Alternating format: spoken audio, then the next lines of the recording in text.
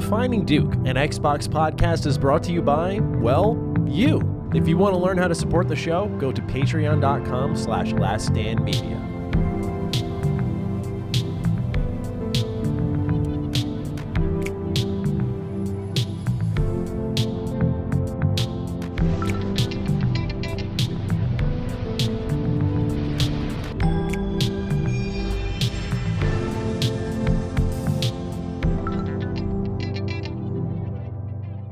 Salutations, everybody. It is Maddie here today, and welcome to episode 118 of Defining Duke, an Xbox podcast.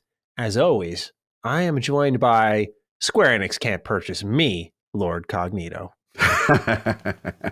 Can't be bought. No, I'm just joking. Nope. Shout out to Square Enix. They're funny. We'll be talking about them a lot today. We got a lot to talk about. But yeah, man, back in the realm of the Dukes. Good week so far. Getting a chance to decompress and catch up. And, you know, it's been a lot going on prior. But yeah, man, I'm looking forward to this episode. How are you, sir? I'm doing quite well, Cog. I didn't get to tell you the life news, but put an offer out on a house and it was accepted. Yes. So we'll be a homeowner soon. Very excited. So congratulations. That's huge. Yes. Just casually had this major life change. I know.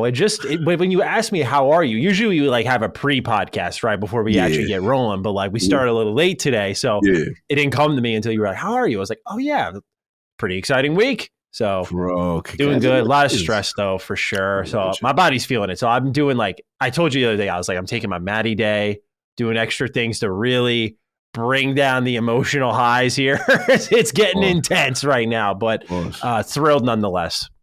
No doubt. That's huge, man. Congratulations, boy. Leveling up right now. That's fine. Leveling up, yes. So I'm excited. It is all the emotions, right? I'm keen to be a homeowner because it was great though, because just a little story time. Like when we walked in there, because we saw the house and right away we were like, yeah, like this is it. Yeah, you just knew. Because like we've been to a lot of houses. We put an offer in on one that ended up not being accepted. And we're like, oh man, that stinks. But then you walk in here, you're like, thank God it didn't get accepted. This is the better joint. Yeah, this is better.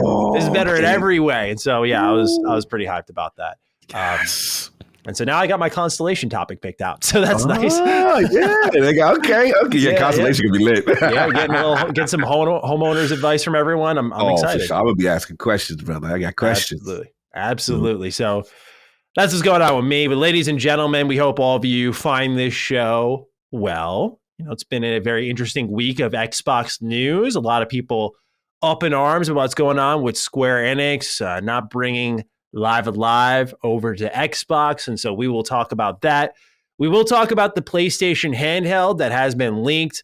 We're going to talk about the ID at Xbox showcase that just happened, as well as games coming to Game Pass. New Vegas 2 is in the news once more, and much, much more. So thank you once again for lending us some of your time today. We appreciate you. If you want to support us further, you can find us over at patreon.com/laststandmedia, where you can get early access to the show on Thursdays. Otherwise, we're totally fine with you freeloaders. We have a way to support you as well with the mobile reviews, so we appreciate you. You can find us on Apple, Google Podcasts, YouTube, all that fun stuff, all over the internet, free of charge. So it's up to you how you want to consume us. But of course, remember, if you are a patron, you do get the occasional Defining Duke episode every other week. Last time it was Redfall impressions. So go ahead and check those out. Fire. Speaking of mobile reviews, Sir Cognito, shall we? Let's do it, man. Let's talk to the people. All right. Let's see what the freeloaders got to say about us this week. All right. We got one here from Mr. Pelican. Lengthy Maddie and girthy Cog are an absolute blast to listen to. Cog's enthusiasm is infectious, and Maddie's reviewing ability remains almost unmatched. Greetings from Slovenia, y'all. Ooh. Keep it up. Now, Cog, we have two questions here. What's up? Number one, how do you feel about being girthy? And number two, I'm almost unmatched. Who does match me is the question now. Oh, they going in. Now the ego's coming into play. The ego's coming like, who's on my level? Yeah. How do you feel about being girthy, in all seriousness? It depends on the context, but we're going to keep that moving. We're going to keep that moving, but look, man, I'm a stocky dude. That's all I'm going to say. But how do you feel about being compared, Lengthy I get a lot. I'm Yeah, like a One Piece tall, character dude. in real life. Like everyone Bro. says, they look at my limbs and I'm just all mile long everywhere. So I'm used to it at this point. Yeah. Lengthy is a good term for me, for I sure. would agree. All right, we got one from Nick here. Maddie and Cog are top tier in the video game discussion. Even though there isn't anything on Game Pass I'm interested in playing and don't have an Xbox, their coverage of video games is a must watch. Must watch TV right here, baby. Last Stand Media. I respect it, man. I respect. Those are the ones I really love for some reason. I don't know why. When people tell me like, yo, we don't have an Xbox yet, or we're thinking about one, but we gotta watch you guys. Like, that's awesome. It's very exciting because I think it just shows we still have so much room to grow, right? We already know that, but it kind of reaffirms that feeling of when Xbox chooses to deliver and bring themselves more into the mainstream news beyond here's the latest legal debate. Our show will grow with it, I imagine, because we've already seen that before. I agree. One last review here. Short amount here. I'm sorry, we have two. Sorry. This one comes from Kid Icarus 12. Both hosts are great at articulating their thoughts, even if it's not a popular opinion among the community, which is a breath of fresh air. They're enjoyable to listen to, and they make 3 hours fly by like it's nothing. I like that. I like hearing that, right? That's the part that we always have questions about, because you know, when we're in our line of work, you're often told how wrong you are. And if you're, I think, insightful and reasonable with your audience, you often look inward like, okay, first person to blame is me. Like, what did I do wrong here? So to hear like, yeah, it may not be a popular opinion, but I like how you explain it. That's all we ask for. You don't got to agree with us. I just like that you're willing to hear us out. That's absolutely. Because I'm the king of the unpopular opinion. I know. I'm well aware. I know when I said Resident Evil 5 was my favorite, I know it's a hot take. Like, I know, just as long as like I can explain it though, maybe you can at least go, all right, you're weird, but like, okay, I at least see where you're coming from. No, but it's true. I love that you do have some very strong contrarian opinions to the populace on certain things, but you explain it well. You know what I mean, kind of thing. And another thing why I love a comment like that is that it also shows that sometimes there's this narrative where people expose themselves when they don't listen. Like, yeah, they always agree with what Xbox is doing, and it's like, no, bro, you don't listen to the show. I know you don't. Or you selectively clip what you don't like. That kind of thing. That's why I know people, they expose themselves that they don't listen. But those are the comments that mean a lot to me, for sure. 100%, bro. We got one last review, and then we will chat with the audience and get into some Xbox news. We got BLeaf789 writing from Canada. Been following the content from Maddie on his own channel, followed him here and started watching on YouTube and listening on Apple Podcasts since late February 2023. These guys are awesome. They have great chemistry, and despite it being an Xbox podcast, they refrain from being super biased in their opinions, especially in topics comparing, contrasting against PlayStation and or Nintendo. Love the format. We will be listening to each episode going forward at Belief789 on Twitch and Twitter. Thank you, Belief. We do appreciate that. Lots of love. Lots of love. Canada, stand up. Of course. And of course, if you're wondering why, maybe you're new, why we read these, we know not everyone's going to support us on Patreon. We understand, we respect that. We, as a smaller show in the network, are trying to grow on the mobile front because we can only control our fate so much on the YouTube side, where the algorithm is more in favor, we'll say, the PlayStation content here on Last Stand Media. So I just wanted to make sure we give ourselves a fighting chance, and that is through the audience in all transparency. And it's our way of giving back to you. Like, okay, you took time out of your day to write in this review. Thank you for doing that. So here's our way of just paying it back beyond the content itself. No, I love the format, man. I love what you're doing. I think that's fantastic to have this approach, especially with mobile, for sure. Appreciate it.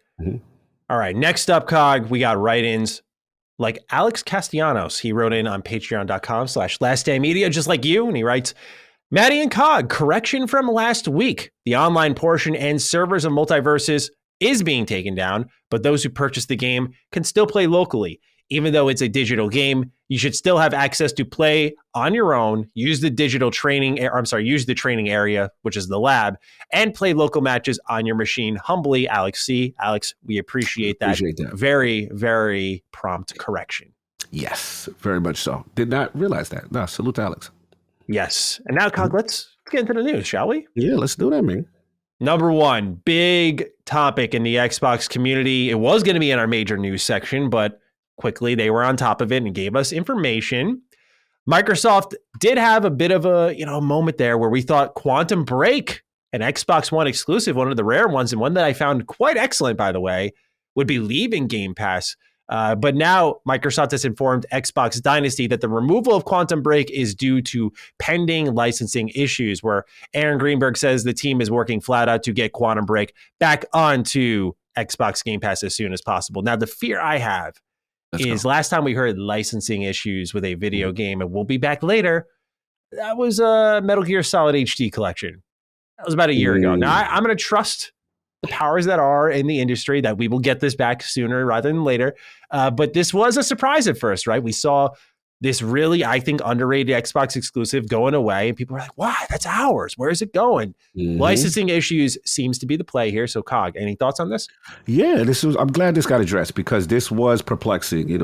Us at lordsofgaming.net, we put that out as well. Shout out to Nick from the team, and I was like, "Whoa, what's this about?" Right? It was very surprising because another thing we started to see Xbox get lambasted about is the statements prior that no first-party games would ever be removed from the service, right? Those would be the mainstay. So it was really strange. And I'm so glad Aaron Greenberg and the team got in front of it, and it does make sense, as far as licensing and stuff like that. I'm with you, Maddie, in the sense that, I would hope it's a quicker resolution and it's not long. This is a great game. This was, and again, this is why I want to give the Xbox One era some credit. They had a bunch of hashtag just ones. People, as much as I'm on Series X and S, Xbox One, Ryse and Rome, Quantum Break, you know what I'm saying? Like Sunset Overdrive. They had like 3, you know what I'm saying? And then the frustration was there was no sequels after. But to this question, yeah, man, this is good to see them get ahead of it, dispel the rumors and stuff like that. We know licensing issues are real. I'm curious if it's like music or any other type of contractual thing. I'm very curious because it was a big budget thing. Shout out to Rest in Peace. Lance Reddick was in there. You had the dude from Iceman, and you had my man from Game of Thrones, Littlefinger in there. Yeah, I love Littlefinger, man. Yeah, you know what I'm saying? Like it was, a all-star cast, and it's good to see that. They needed 60 frames though. I think they needed 60 frames more. Yeah. To bring that back, to let people replay that right now to see I'm curious we get a Quantum Break too, but good news to see. I would love to see a sequel personally. Like it was just, I remember when I played it and reviewed it, I was like, this is amazing. This is way before my Xbox coverage days, before anyone calls malarkey on that one. I absolutely dug the hell out of this game. But I have to say, in fairness, like I like Alan Wake, but it's not my favorite. I know Randall Thor just broke into a cold sweat over that. I gotta play Control though. Control's the one I gotta try out. That one I'm very behind on, and now they're doing like a sequel to that, Alan Wake sequel. So I like what Remedy's doing, but if they ever make their way back to Quantum Break, I'd be very, very happy. Yeah, I hope they bring it back with a 60 frames mode. That'd be nice. Let's hope. A little bit of news here. A more powerful Steam Deck is still years away, says Valve. So to me, that does say like they're going to stick with this more, and it was successful enough to do another iteration of it, but it's a ways away. And I'm surprised we're even talking about this already, but it's good to know they're thinking about it. I don't know. Have you been using a lot of your Steam Deck lately? I know you travel with Little Man, but do you still get a lot of use out of it? More so on the plane for me, because Little Man, unfortunately, I told you about the outlet situation on a lot of these major airlines are not functioning as advertised. A lot of false advertising on wattage and voltage. So then that forces me, okay, I'm trying to stop my Little Man fun. Boom, Steam Deck, let's go. So that's pretty much what it is. But Steam, I still be rocking with it. I will admit though, I've been using Little Man way more than Steam Deck because it's the biggest screen and it's literally my library. But now Steam Deck's outside, man. It's still a fantastic device, and I believe there's another. Someone's trying to make a competitor right now. I think it's either Asus. Asus, yeah. There's a competitor going right there, so we got to see what's going on in the front. Now I know we have a lot of handheld talk today, so we do, don't we? We'll get to the other things that we hear emerging in the space. 100%. Yeah, I've still love using my Steam Deck. I've definitely balanced the scales a bit. When my Logitech came into play, I was definitely surprised by it, but we'll get into it. But this is why I'm very pro what PlayStation is doing. I think people are very quick to judge their current moves, and I think that piece of hardware is going to be very, very nice in my hands. I can't wait for your thoughts on that. Now I'm excited. I can't wait. So we'll get to that in our official news roundup. For now, more on New Vegas 2. Oh boy! Plays Perceptive Eye. Let's go. Yes. So I saw over on Fallout 4's Steam database. Let me introduce that for a moment. for those who don't know what Steam Database is, it's a place where any game that's hosted on Steam, you can see the development branches actively being worked on. And they'll have typically names that don't allow you to discern what is actually being worked on. And they'll be called like beta branch or alpha branch, whatever. Like it'll have a general name of either the status of which it's at in development or something more along the lines of an obscure name that you're not going to be able to tell what it is. So imagine my surprise when I see in the history for Fallout 4 Steam Database that there is a branch that just got updated called New Vegas 2. I have been on Steam DB for years. It's a big part of the coverage I do, specifically for Bethesda games. It has proven accurate in the past. We actually just had a conversation, not only here on Defining Duke, but on my own Mr. Matty channel, where I talked about Skyrim maybe getting a marketplace because they had a branch active called Marketplace. So the way I'm thinking about it is I imagine that's further along on the line. If that ends up being true, you can go back to this and go, okay, something's happening here. But point being is in all my time covering this, I have never seen, by the way, in an official Bethesda product, a branch labeled New Vegas 2 or anything close to New Vegas 2, which is incredibly, incredibly exciting. Of course, grain of salt here, but still very exciting. Now, it could be a number of things, Cog, right? It could be what we're hoping it is. You know, we're taking Fallout 4's engine. We're testing a branch here. What would a New Vegas 2 look like? We don't know who's involved, but like, what would this be like? And they've created a branch to test that out. That's number one, right? Number two, there is a mod called Fallout 4 New Vegas that has been mighty quiet for a long stretch of time. And it's a remake of New Vegas in Fallout 4. Now, Bethesda has gone on record, especially Todd Howard, multiple times as of recently. You know, we want to help modders. We want to get involved with modders. And lots of Bethesda fans have always inquired, why don't you have the modders doing the big remake projects like Sky Oblivion, Fallout 4 New Vegas, Fallout 4 Capital Wasteland? You know, it's idealistic, but have you researched getting into having them work on the official product and kind of vetting it, doing the QA for it? So some have speculated that's it.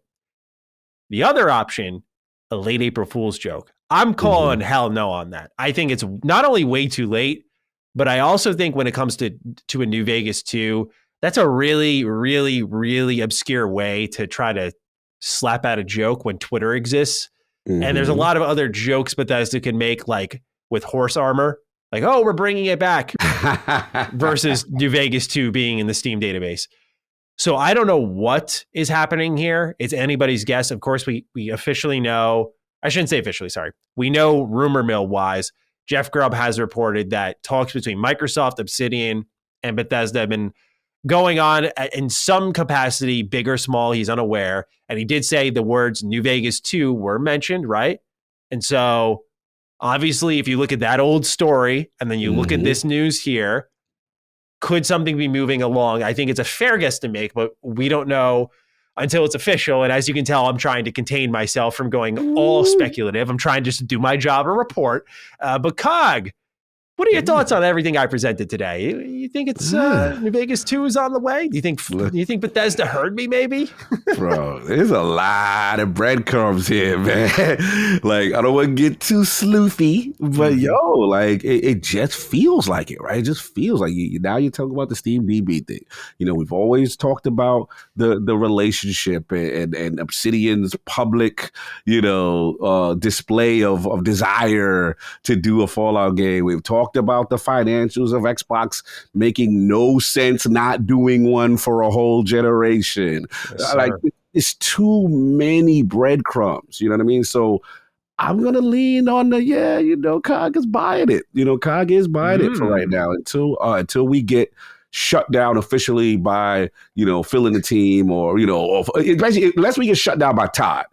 Todd is going to be key. Todd will be the final say, because I do feel, and he's been on record, that he's the guardian, he's the the person in the front line.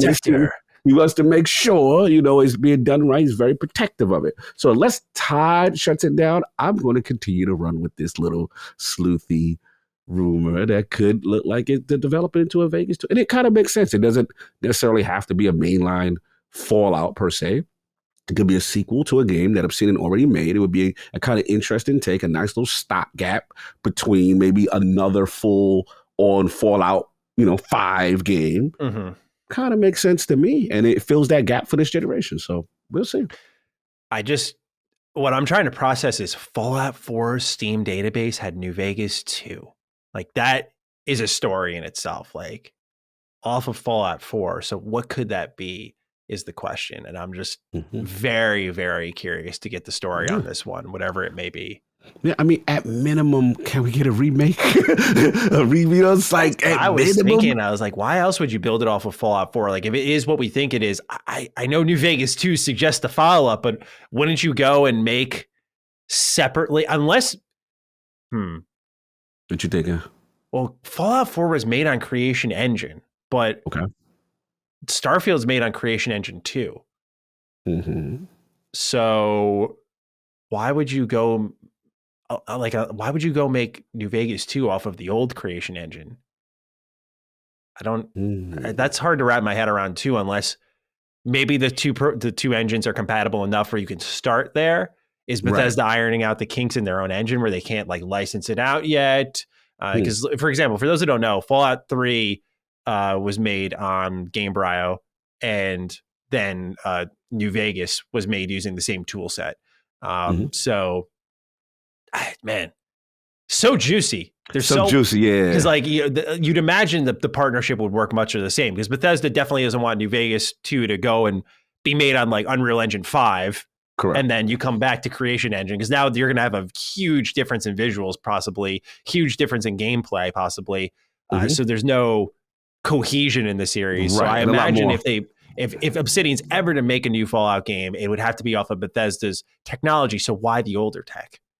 Unless there's the only thing from a tech standpoint, some type of source engine issue that maybe, tech, how code is, man. It's really tough. So maybe there's some type of technical reason they have to go back to that original one for specifics and AI or logic and things of that nature. Yeah, functionality purposes. That's the only thing I can think of. The way things were written back then. But yeah, it is interesting, right? Like this is a fun one. Like, why is this and the reasoning behind it? But I think that it is. Look, let's smoke this fight. There's too much lately with this that seems to add up. Is why I can't let it go as just that's just speculation. That I do feel there's something cooking.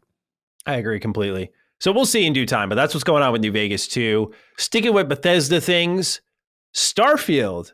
Cog, I sent this your way because I said if this is real, I might have to bend the knee. Now, this isn't official yet. These pictures came from the Chinese internet, but there was this leaked Starfield Special Edition Xbox controller. And I think it's real because there are just so many little details on this thing. But this controller, man, look. I know I've slandered the controller wave. Like I always said, like, why are you all buying these cool looking things when your eyes are up here, not down there? Why does it matter? Just give me something that works. I'll bend the knee, y'all. I'll bend the knee.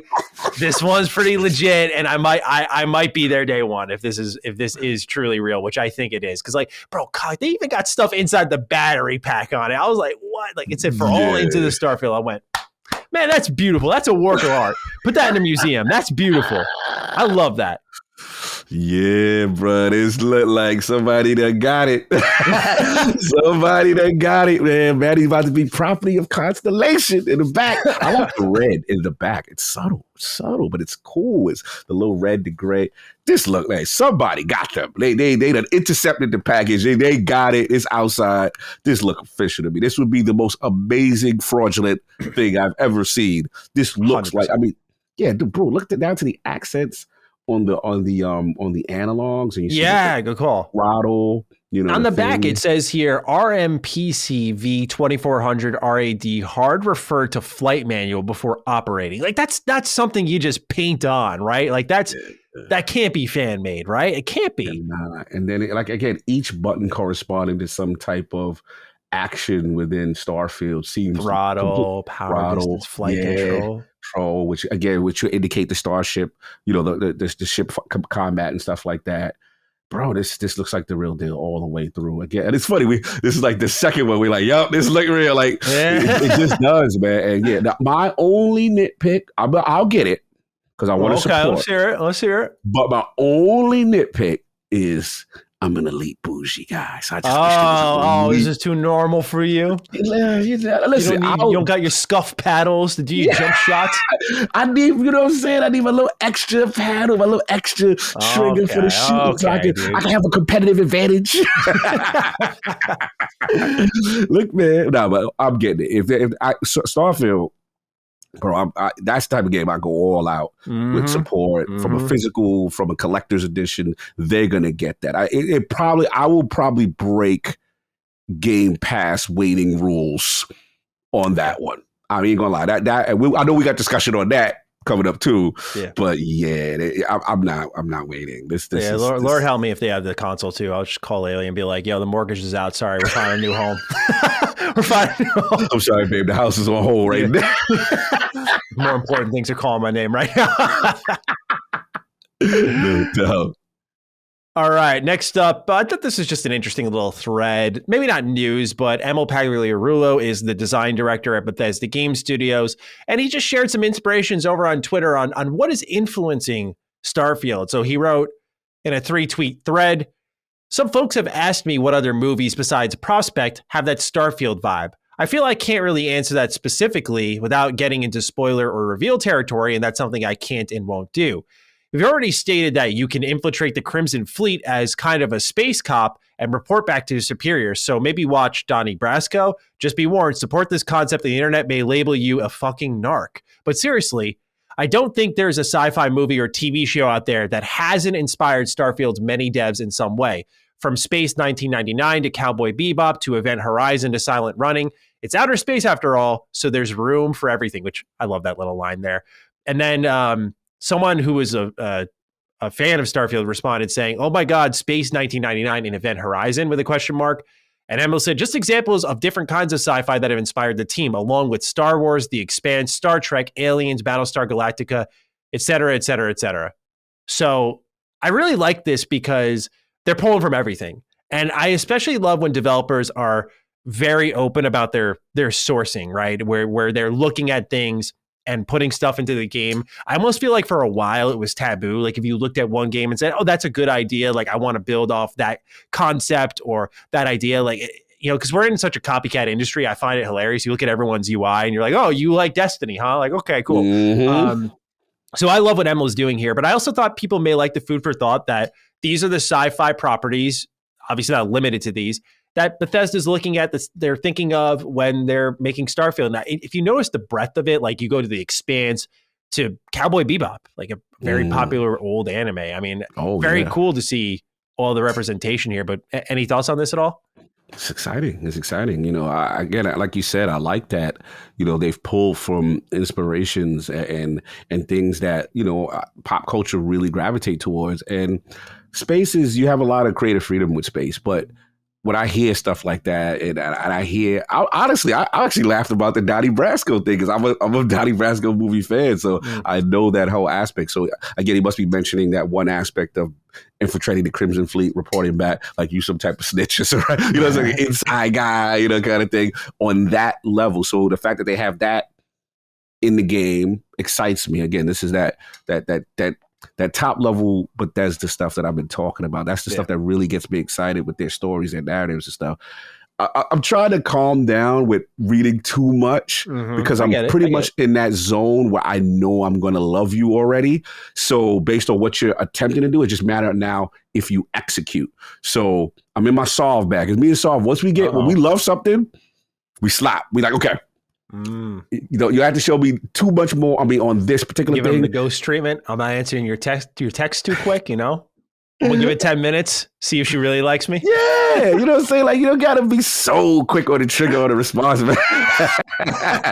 You know what I mean? So look, I'm good. All we need now is just more visuals of the, you know, things in motion and some systems in motion. But yeah, I'm excited, man. This is good stuff.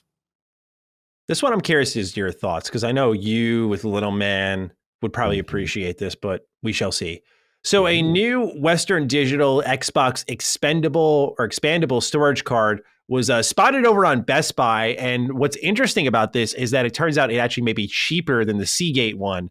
Anthony A. actually has a write-in with more details for us. He writes, "Hey Dukes, with the apparent reveal of the new expandable storage from Western Digital, do you two think this will be the start of cheaper options? The price of the original 1 terabyte Seagate option has remained stubbornly high at over $200. However, the new Western Digital option comes in at $179. Also, do you guys feel the need for greater storage? As always, keep up the great content, Anthony A." Thank you, Anthony. I'll just start off by just personally, I've never had any desire for this. I have no problem deleting stuff off my hard drive, so I haven't had an issue with this. But I know you, Cog, you'd like to download your Team Digital to an extent, and so I'm curious for you. Do you find needed the Seagate card? Do you think this Western Digital option that's cheaper would be interesting to you? Because we got a couple of write-ins about this one. Yeah, man. For me, this is a big deal because, and I have to give PlayStation their props too, because I remember at the time when both were comparing the storage solutions and the way they're handling it, PlayStation was kind of clown in the beginning, like, oh, you got to open up and you got to do surgery. You're going to put in another SSD. About that. it was like, but there were options. There were a lot of different options, for the most part, manufacturers. You just had to get the specific type. By the way, I still got to install my PlayStation 5 SSD. I haven't sitting there. I just haven't done it.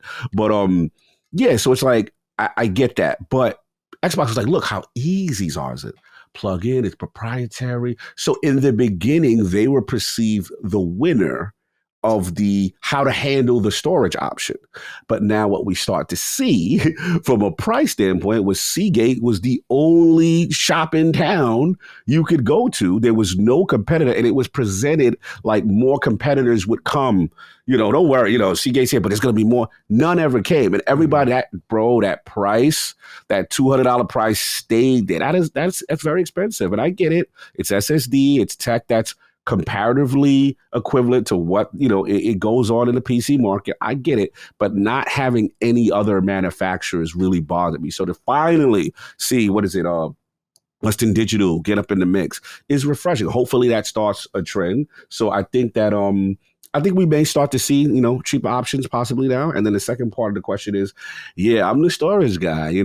I struggle deleting things I love. I'm a go back to a game guy. You know what I mean? Like, Tekken 7 is like 60, 70 gigs. You know what I'm saying? I'm back on it right now. I just like that idea because I know a lot of people like to use the mule approach, which is they'll have like a standard USB storage, the old school storage. But see, it bothers me because then when you try to first of all, some games can't be played if there's Series X and S features.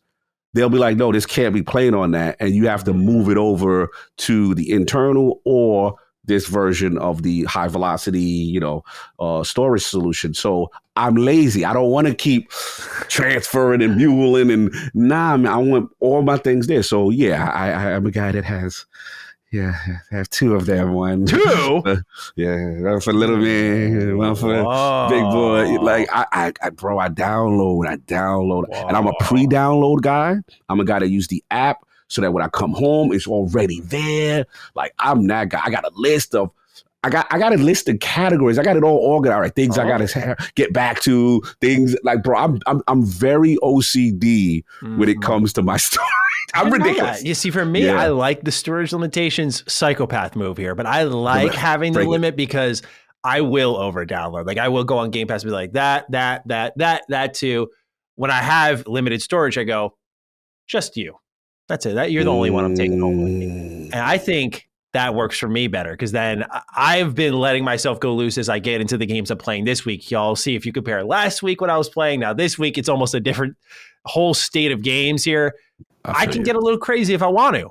And there's plenty more going on beyond what I have in this list. And it's just like, if I have the memory limit, though, then I don't go hog wild. So I kind of like not having that option, especially when it's $200. If it was $100, I'd think about it. $200 plus fucking dollars? Hell no. For memory? No, I'm okay. I will manage. I will delete games. People be coming at me like, "Cog, just delete." And I'm like, I know, but it's just like it's something about. See, the thing is, if you were not like a big Series S guy, I think maybe they'd have a leg to stand on to some extent. But Series S. But you're a Series S dude. Like you're traveling with him. You need everything. Bro. And that, remember, the Series S internal storage is, what is it? Like, it's super small. Yeah, like you can't really do it. You put Call of Duty in like 2 games, you're done. Destiny 2, like you're not getting any of the major games. So that's when it becomes a problem. But I feel what you're saying. And to your point, it probably would serve me better because it'll kind of discipline me sometimes to be like, yo, you better finish this over here before you keep downloading.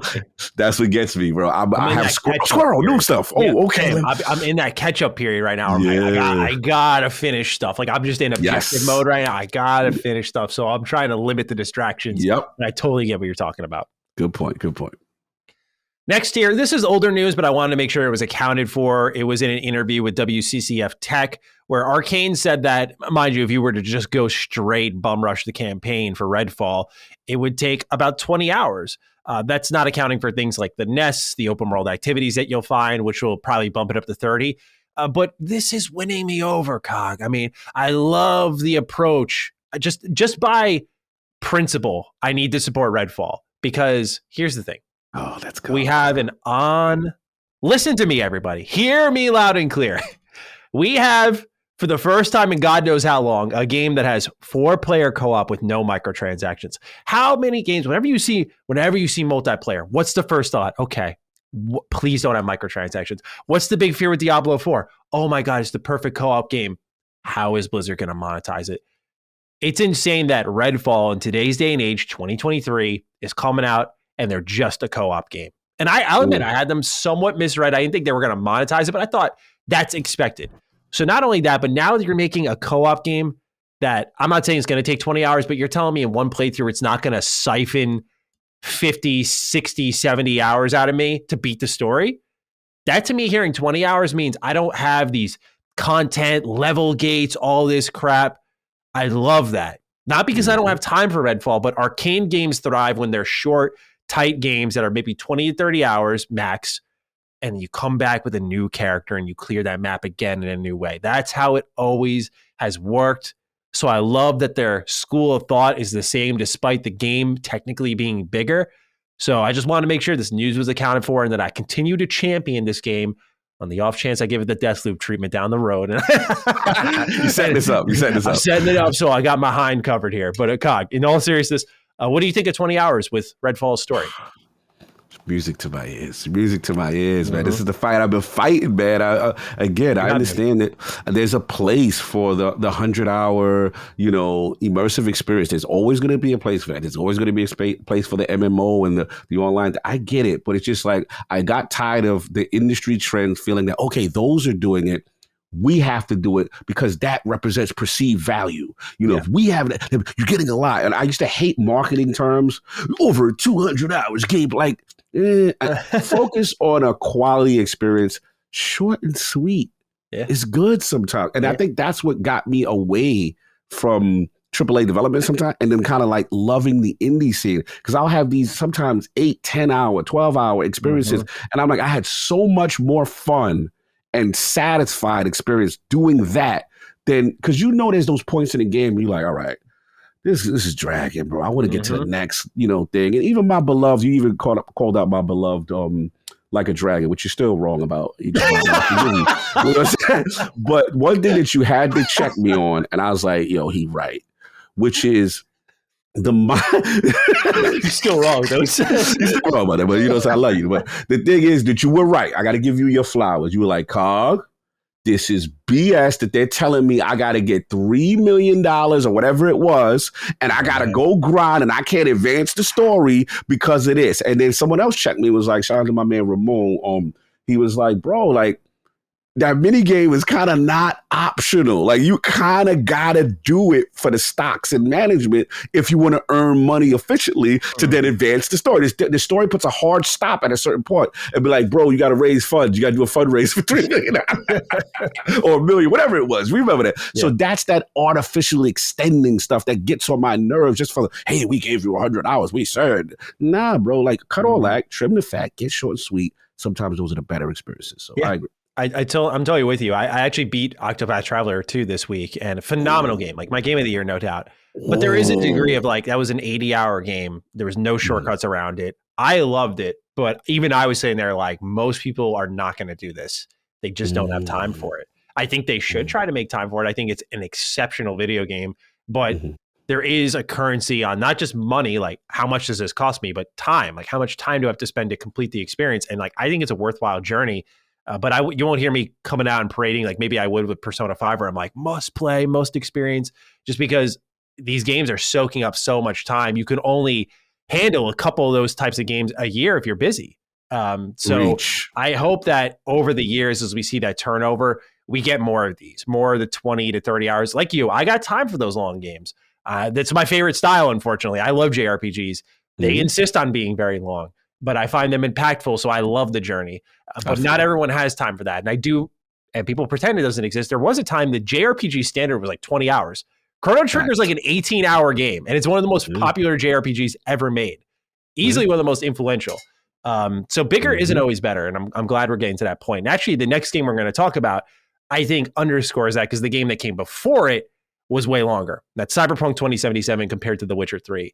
We have more news coming on Phantom Liberty, its upcoming expansion. In June is what CD Projekt Red announced. They also stated in an earnings report that the game sold more in 2022 than 2021, therefore leading to CD Projekt Red's second best year. Mark Underwood writes in, and Cog, yeah, we're gonna have to talk, you and I, for sure. We're gonna have to look back on some comments we've made. No, not you, just me too. But Mark writes, all right, lads, first time writing in from across the pond. It's the plain listener / watcher. I have just joined Patreon to indulge in more DD goodness. And hey, we appreciate you, Mark. We appreciate anyone signing up for DD. Thank you. My question is, do you think that Cyberpunk 2077 will end up on Game Pass when the Phantom Liberty DLC drops? CD Projekt has stated that the game isn't ready for that stage to be on there. It's a third-party Xbox marketed game that I think a lot of people would check out being essentially free 99, as Cog put it. You would still have to buy the DLC, but the base game being on there makes sense, right? Anyways, chaps, have a great day. Cheers, Mark. Now, Cog, you and I, we called it an L that they weren't in Game Pass. We definitely were hard on CD Projekt Red. Now, I'm not going to speak for you. You, of course, can have your own approach. I will take my L here. They were right to not put it on Game Pass so soon. They did not need to rush to secure the bag, because by holding it and trusting in edge runners, I think it paid out big time for them. And now they can justify continuing to sell this game and not just taking the quick Game Pass bag. I'm taking it way down the line instead, maybe after Phantom Liberty, to further monetize this. But the fact that they had their second best year as a company, and it was propelled by Cyberpunk in 2022, 2 years after launch, very impressive stuff. That's my stance on it. I'm curious, Cog, if you've had any change of heart here with Phantom Liberty and Cyberpunk and Edge Runners and all that's happened in these last couple of years. This is a tough one, because I see where you're coming from. Yeah. I'm gonna be stubborn. Okay. All right, no, I love it. I wouldn't disagree, only because it's like, look, they took a tremendous risk, bro. Let's be very clear. This game was critically dragged, right? It got removed from the PlayStation store. Let's be very clear, right? Then, I'm gonna be honest, this is my feeling. If it wasn't for edge runners, would we be having this conversation? To me, edge runners sparked the resurgence that this universe is amazing, that then brought you to the game, which at that time, then they finally had a lot of the major patches and fixes done. So the synergy between the timing of that and the fixes, I'm not going to say luck, was just very fortunate for them to get planned it that way. Not that they were going to bust it at launch, but like fair. They had edge runners, right? Fair. If they had it all lined up as part of the comeback story, that is the most gangster I believe in this product move by CD Projekt Red. I salute, I stand corrected. I'll take my L then. If it comes out like, yo, this was just a strategic rollout, we knew we was going to, hey, I would love to interview those guys. I'm cool with a couple over there, because I would love to know. I've spoken to them to try to get them on DDU, so it's something hopefully we can do down the stretch. But we'll see. Same. I've got great relationships over there, and I would love to have them just to talk the real. Like, yo, you guys were getting. It's the Game of Thrones meme. It was shame. The tomatoes throw. How dare you do this? To believe in your product that much? Because I still firmly believe if they were in the Game Pass situation around that time.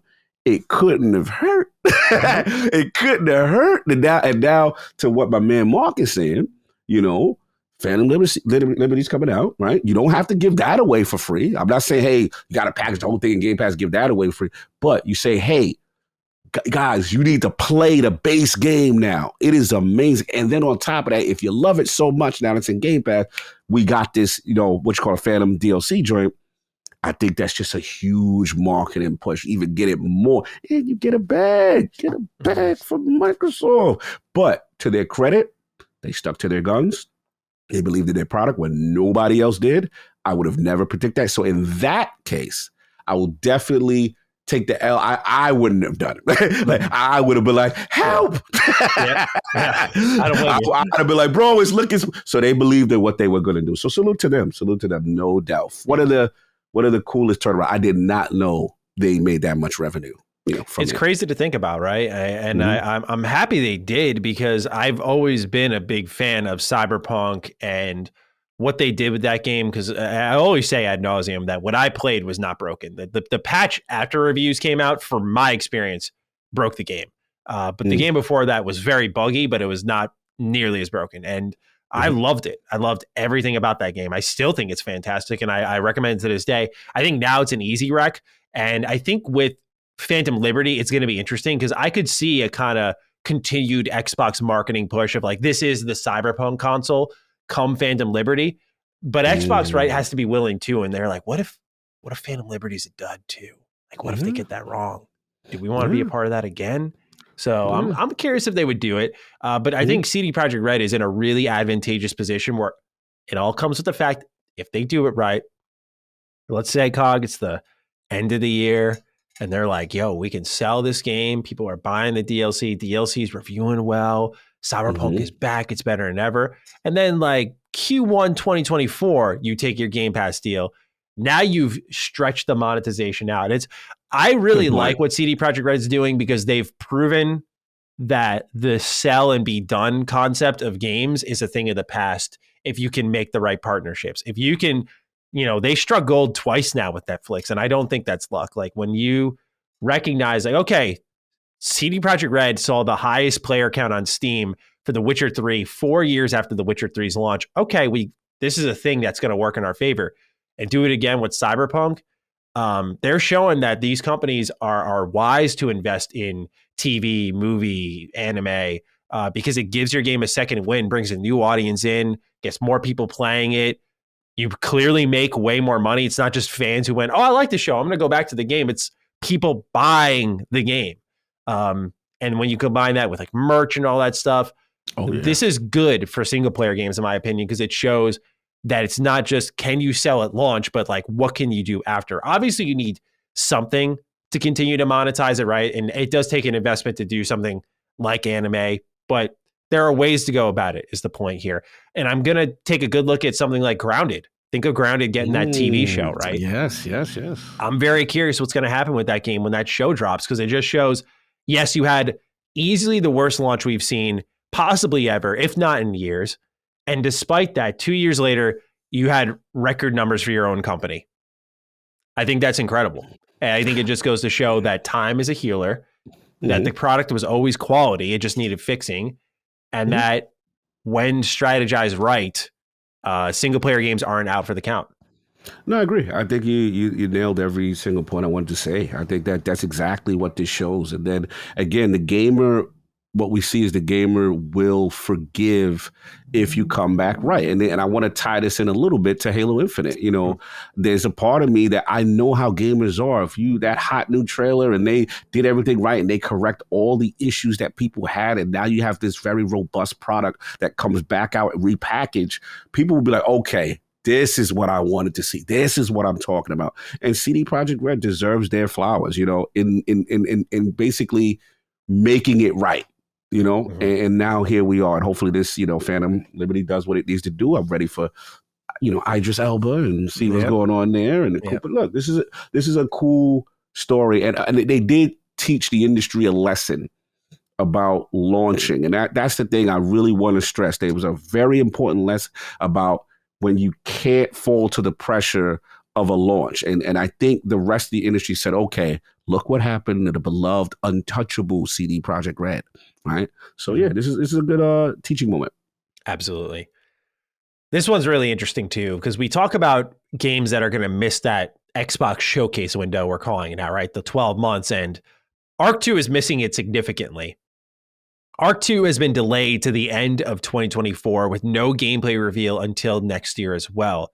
Now, the first game is getting remastered as Arc Survival Ascended, which is coming August 2023 for PS5, Xbox Series consoles, and PC. The official servers for the original Arc will be shut down in August, and we have details on that as well as a message for Arc 2. So let's start off with what's some of the improvements for, Arc Survival Ascended. Unreal Engine 5 overhaul with Nanite, Lumen, and RTX Di, dynamic water, interactive foliage, Unreal Engine 5 performance games like instance rendering, threaded server networking, and native physics engine, cross-platform multiplayer, cross-platform modding, cross-platform anti-cheat, survival of the fittest, art assets are being upgraded throughout the entire game, newly designed holiday events to take advantage of the next-gen pipeline released as mods, so they're always available to play, new content, quality of life improvements, balance, and gameplay changes. Now, Survival Ascended will be as part of a bundle for $49.99 this August, and it includes both access to Survival Ascended along with Arc 2 when it eventually launches. Now, here's the message for Arc 2, where they say, our goal is to make Arc 2 the best game it can be and provide a truly exceptional and rewarding experience for players.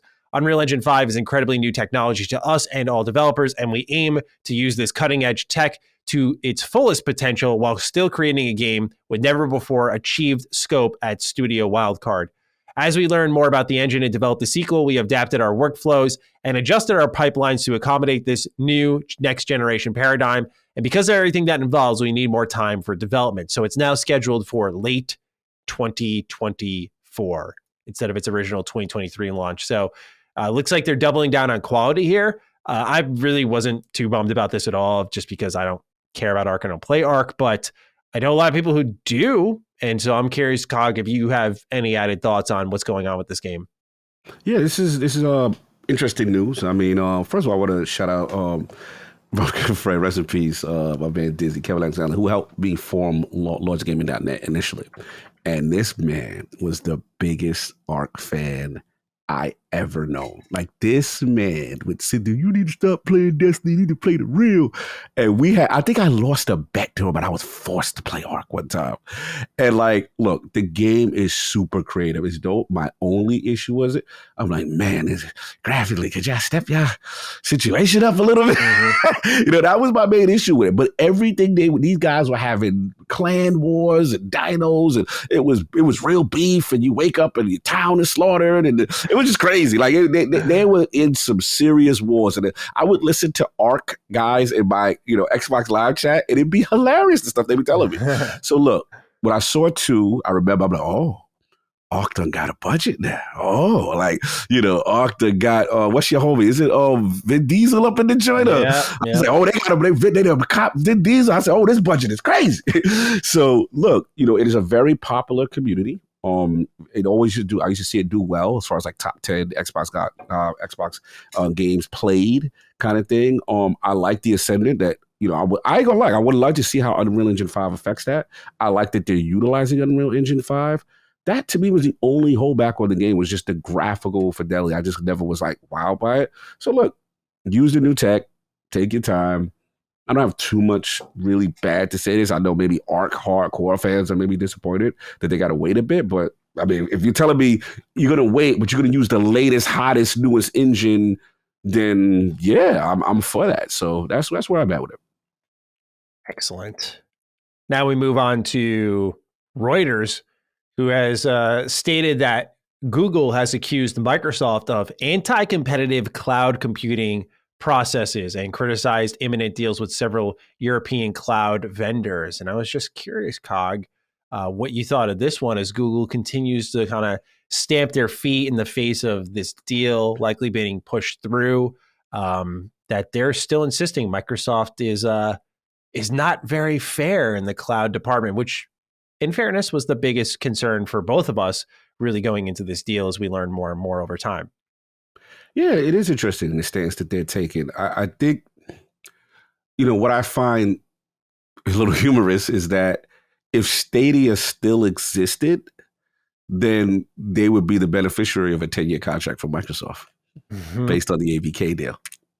So the timing of them going under, not that I'm blaming them, but it's like the time, it is unfortunate because if they still existed, I am a firm belief the way that Microsoft has handed out 10-year deals to cloud competitors like candy, they would have Call of Duty right now. So, I get it. And I think they've made a slight shift now with their philosophy. I remember reading something about, they're trying to approach, games a different way. The Stadia tech is being licensed. Look, before I completely lambast them, I would like to see more details as to why they feel the way they do, in fairness. But, I don't have too much sympathy when they kind of have a history of jumping out the window with a new product or a new tech, and then they completely abandon it. And it becomes, you research it, there's like a Google, pile of projects that are not, you know what I'm saying? Like people have stories on them. So, yeah, it's unfortunate. They're over the way they handle the cloud industry as far as making cloud completely mandatory, and that physical is dead, and this is the way. And I remember their presentations. I think they just did it to themselves with the way they handle their to me, they're responsible for their own demise. To sit there and to now act like Microsoft has something to do with it, I feel, again, based on the information I currently know, that doesn't seem, it seems disingenuous to me. But yep. Unless they have more information I don't know about, I'll be willing to listen to. Yes, I agree. This news was announced earlier in the week. It was also a part of the ID at Xbox showcase we'll talk about later. But Cassette Beasts is a monster-fusing turn-based RPG, and it will be releasing on Windows Store day one on PC Game Pass and Steam the 26th of April, and on Xbox Game Pass and Nintendo Switch in late spring 2023. This game actually looks pretty cool. I was very pleased with it. Out of everything we saw at the showcase, I think our audience would have the most interest in this if they like their, pixel art turn-based games. But it was a simple kind of simple type of pixel art. But it looks great, and it's kind of channeling some of that Pokemon energy. So I think fans will be quite pleased with this one. But that's coming out the 26th of April, PC Game Pass first, and then Xbox Game Pass late spring. So we'll update you when we have more information on that. But Cog, have you had a chance to check it out? I have not. I'm playing catch up right now on the showcase. It was a busy week, so I kind of like taking a look at stuff. But I will be skimming as we talk. Yes, absolutely. Don't worry, we'll get to it later. All right. Next up here, I had to bring this up. I just had to when I saw it. Now it's not news, but I mean, the fact that they're acknowledging it is news, if you will. So Crytek, they popped up on Twitter and they decided to ask fans what fond memories they have of Ryse Son of Rome. Now, they just may be inquiring. Sometimes, community managers do that. Just like, what do you guys feel about this? Like, let's just get the social media windmill going here. Let's just have some activity, make our presence felt. Cog, is this worth reading into? Is a little hopium here? Look, man, this the second time. The first time it was some imagery of Ryse, I believe, when it comes to hiring or something. We saw something and we were just like, why are they utilizing the Ryse Son of Rome thing? Interesting. Now we got this asking about this, the greatest 900p game of all time. You know what I'm saying? The greatest. So something may be cooking here. Something may be cooking. We know in the past that Microsoft and, Crytek have tried to have discussions that I believe there was a Ryse 2 in talks. Things fell apart, but this was back then. This was way back then. So we know they still got the rights to it. Crytek, for as much of the financial and all the other drama they were going through with paying people and other stuff, I will say that Cry engine has always been something that I feel is revered from a graphical standpoint.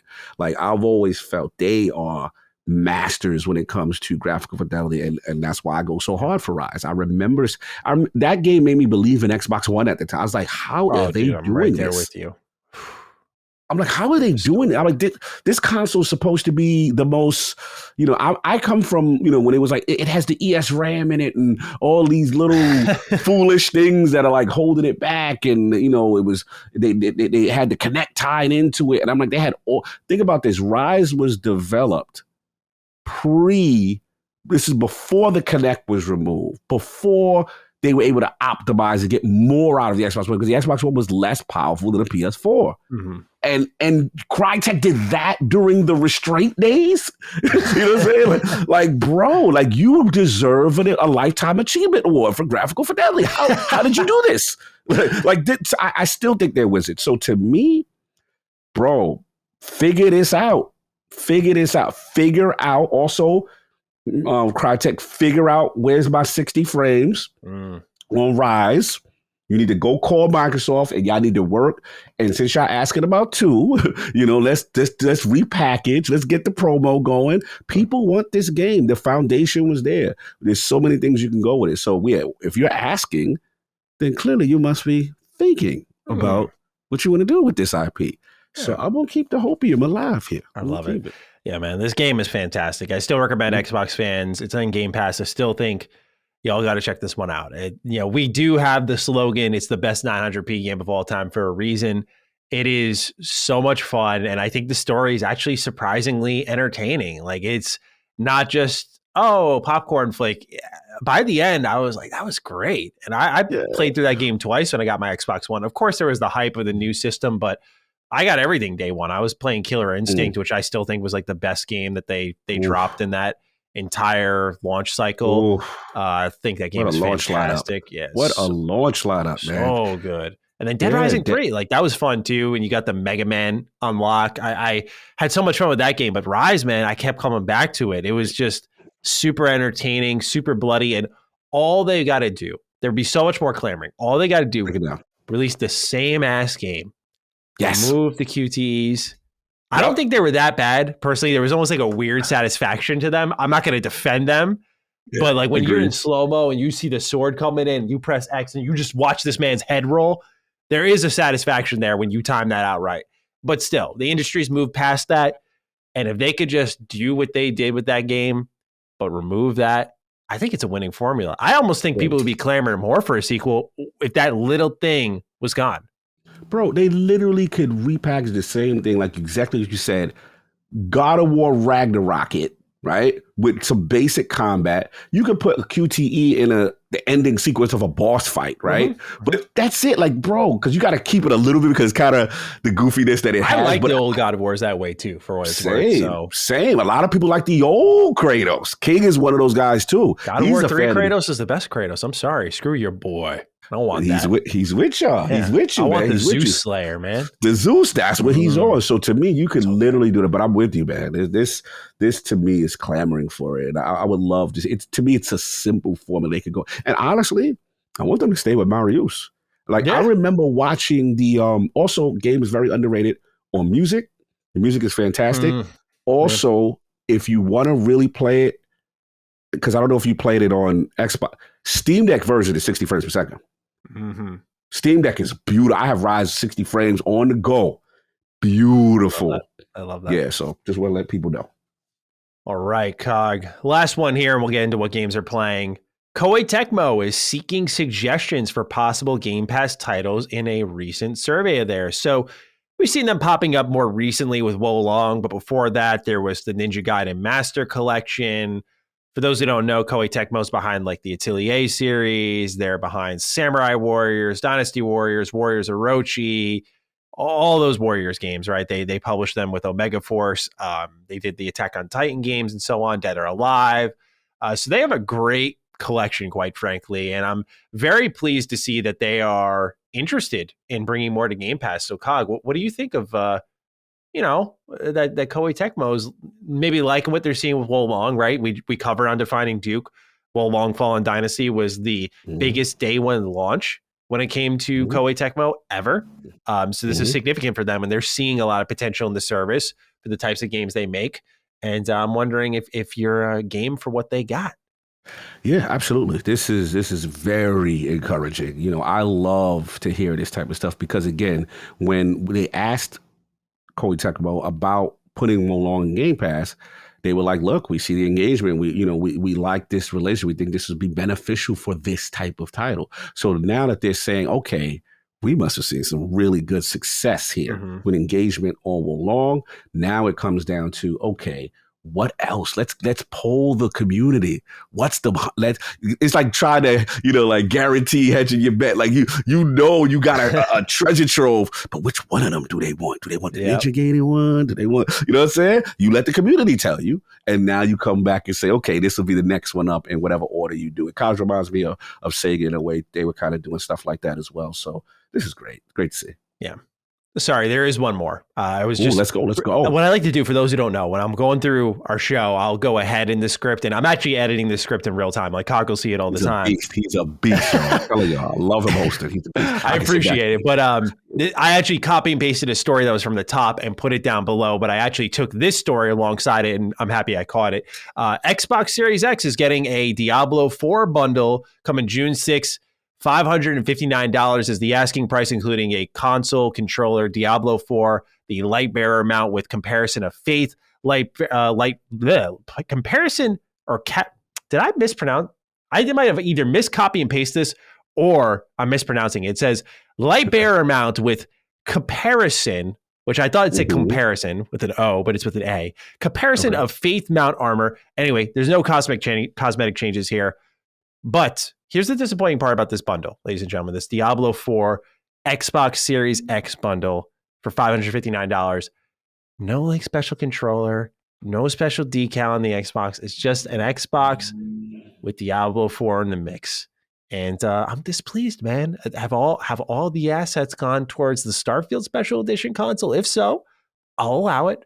But I was hoping this would be like, flames coming up the side of the consoles, maybe a little play on the joke where the smoke was, I put in quotes, smoke was coming out the top of the Series X vents when people were just like blowing vapes into it and pretended the console was breaking. You remember that shit? You remember that? Like they could have played with that a little bit. Oh man, fanboys is evil. Look at these PS4, look at these Xboxes. They got me for a moment too. I was like, yo, this is a pandemic. Yeah, it scared me. I'm like, no, the red ring of death was just the smart.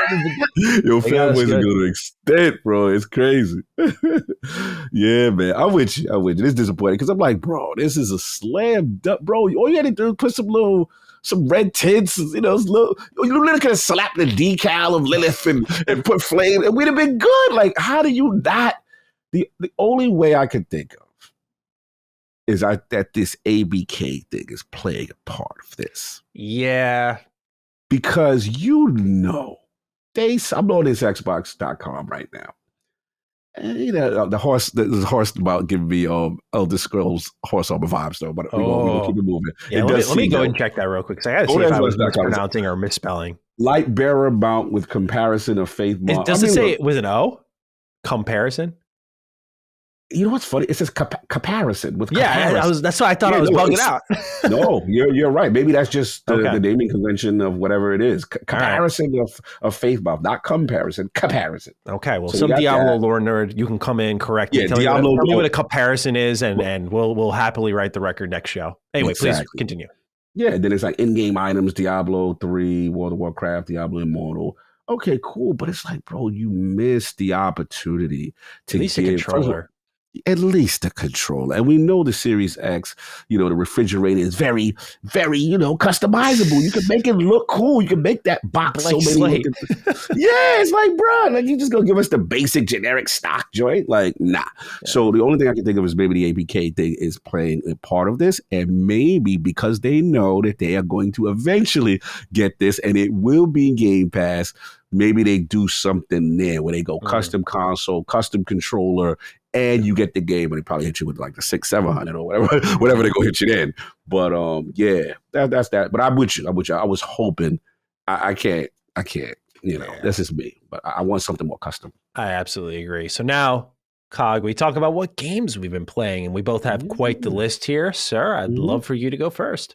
Yeah, kind of in the same pocket. You know how Cog gets when I fall in love with things. It's hard for me to let go. And Sifu's got me again because, again, I played it on PlayStation. I've been really championing this game as a martial arts aficionado. You beat the botanist, you go into the rogue, you got these lengthy battles. And now I'm all about trying to improve my technique. I want to minimize my deaths. Like, I'm dying too much. You know what I'm saying? I'm getting older, and yeah, you come back stronger. But it's such a beautiful thing. And here's the other thing. I had it, like, me and King have this thing. Me and Solve get mad at King when the game was not in Game Pass. And we're like, bro, what's up, Sifu? What's up? Because I know he would love this. Gotta understand, me, Solve, and King grew up watching karate flicks together. Like, we would sit around, we'd go downtown or go to Chinatown or whatever, buy a box full of them, like maybe 4 or 5 movies, sit down, and it's like, okay, we don't know anything about the plot, anything about the characters. We just guessing. All right, that guy, he's my guy because I think his style, he gonna win at the end. You know what I'm saying? And we just do, and like literally, Solve and King met. I introduced them to each other. That's how they met each other. And he was like, it was just a fun time. Fire so I'm Lord's like, initiation. Ooh. Yeah, bro. So, like, we come from, like, Sifu oozes this. You know what I'm saying? When I spoke to Gene Park, he knew exactly what I was talking about. When I say there's a creme de la creme, I don't know in anime terms, what would you consider the creme de la creme anime company? I don't know. I want to bridge the gap between the young and the old. So I feel like my answer will be dangerous here. I don't.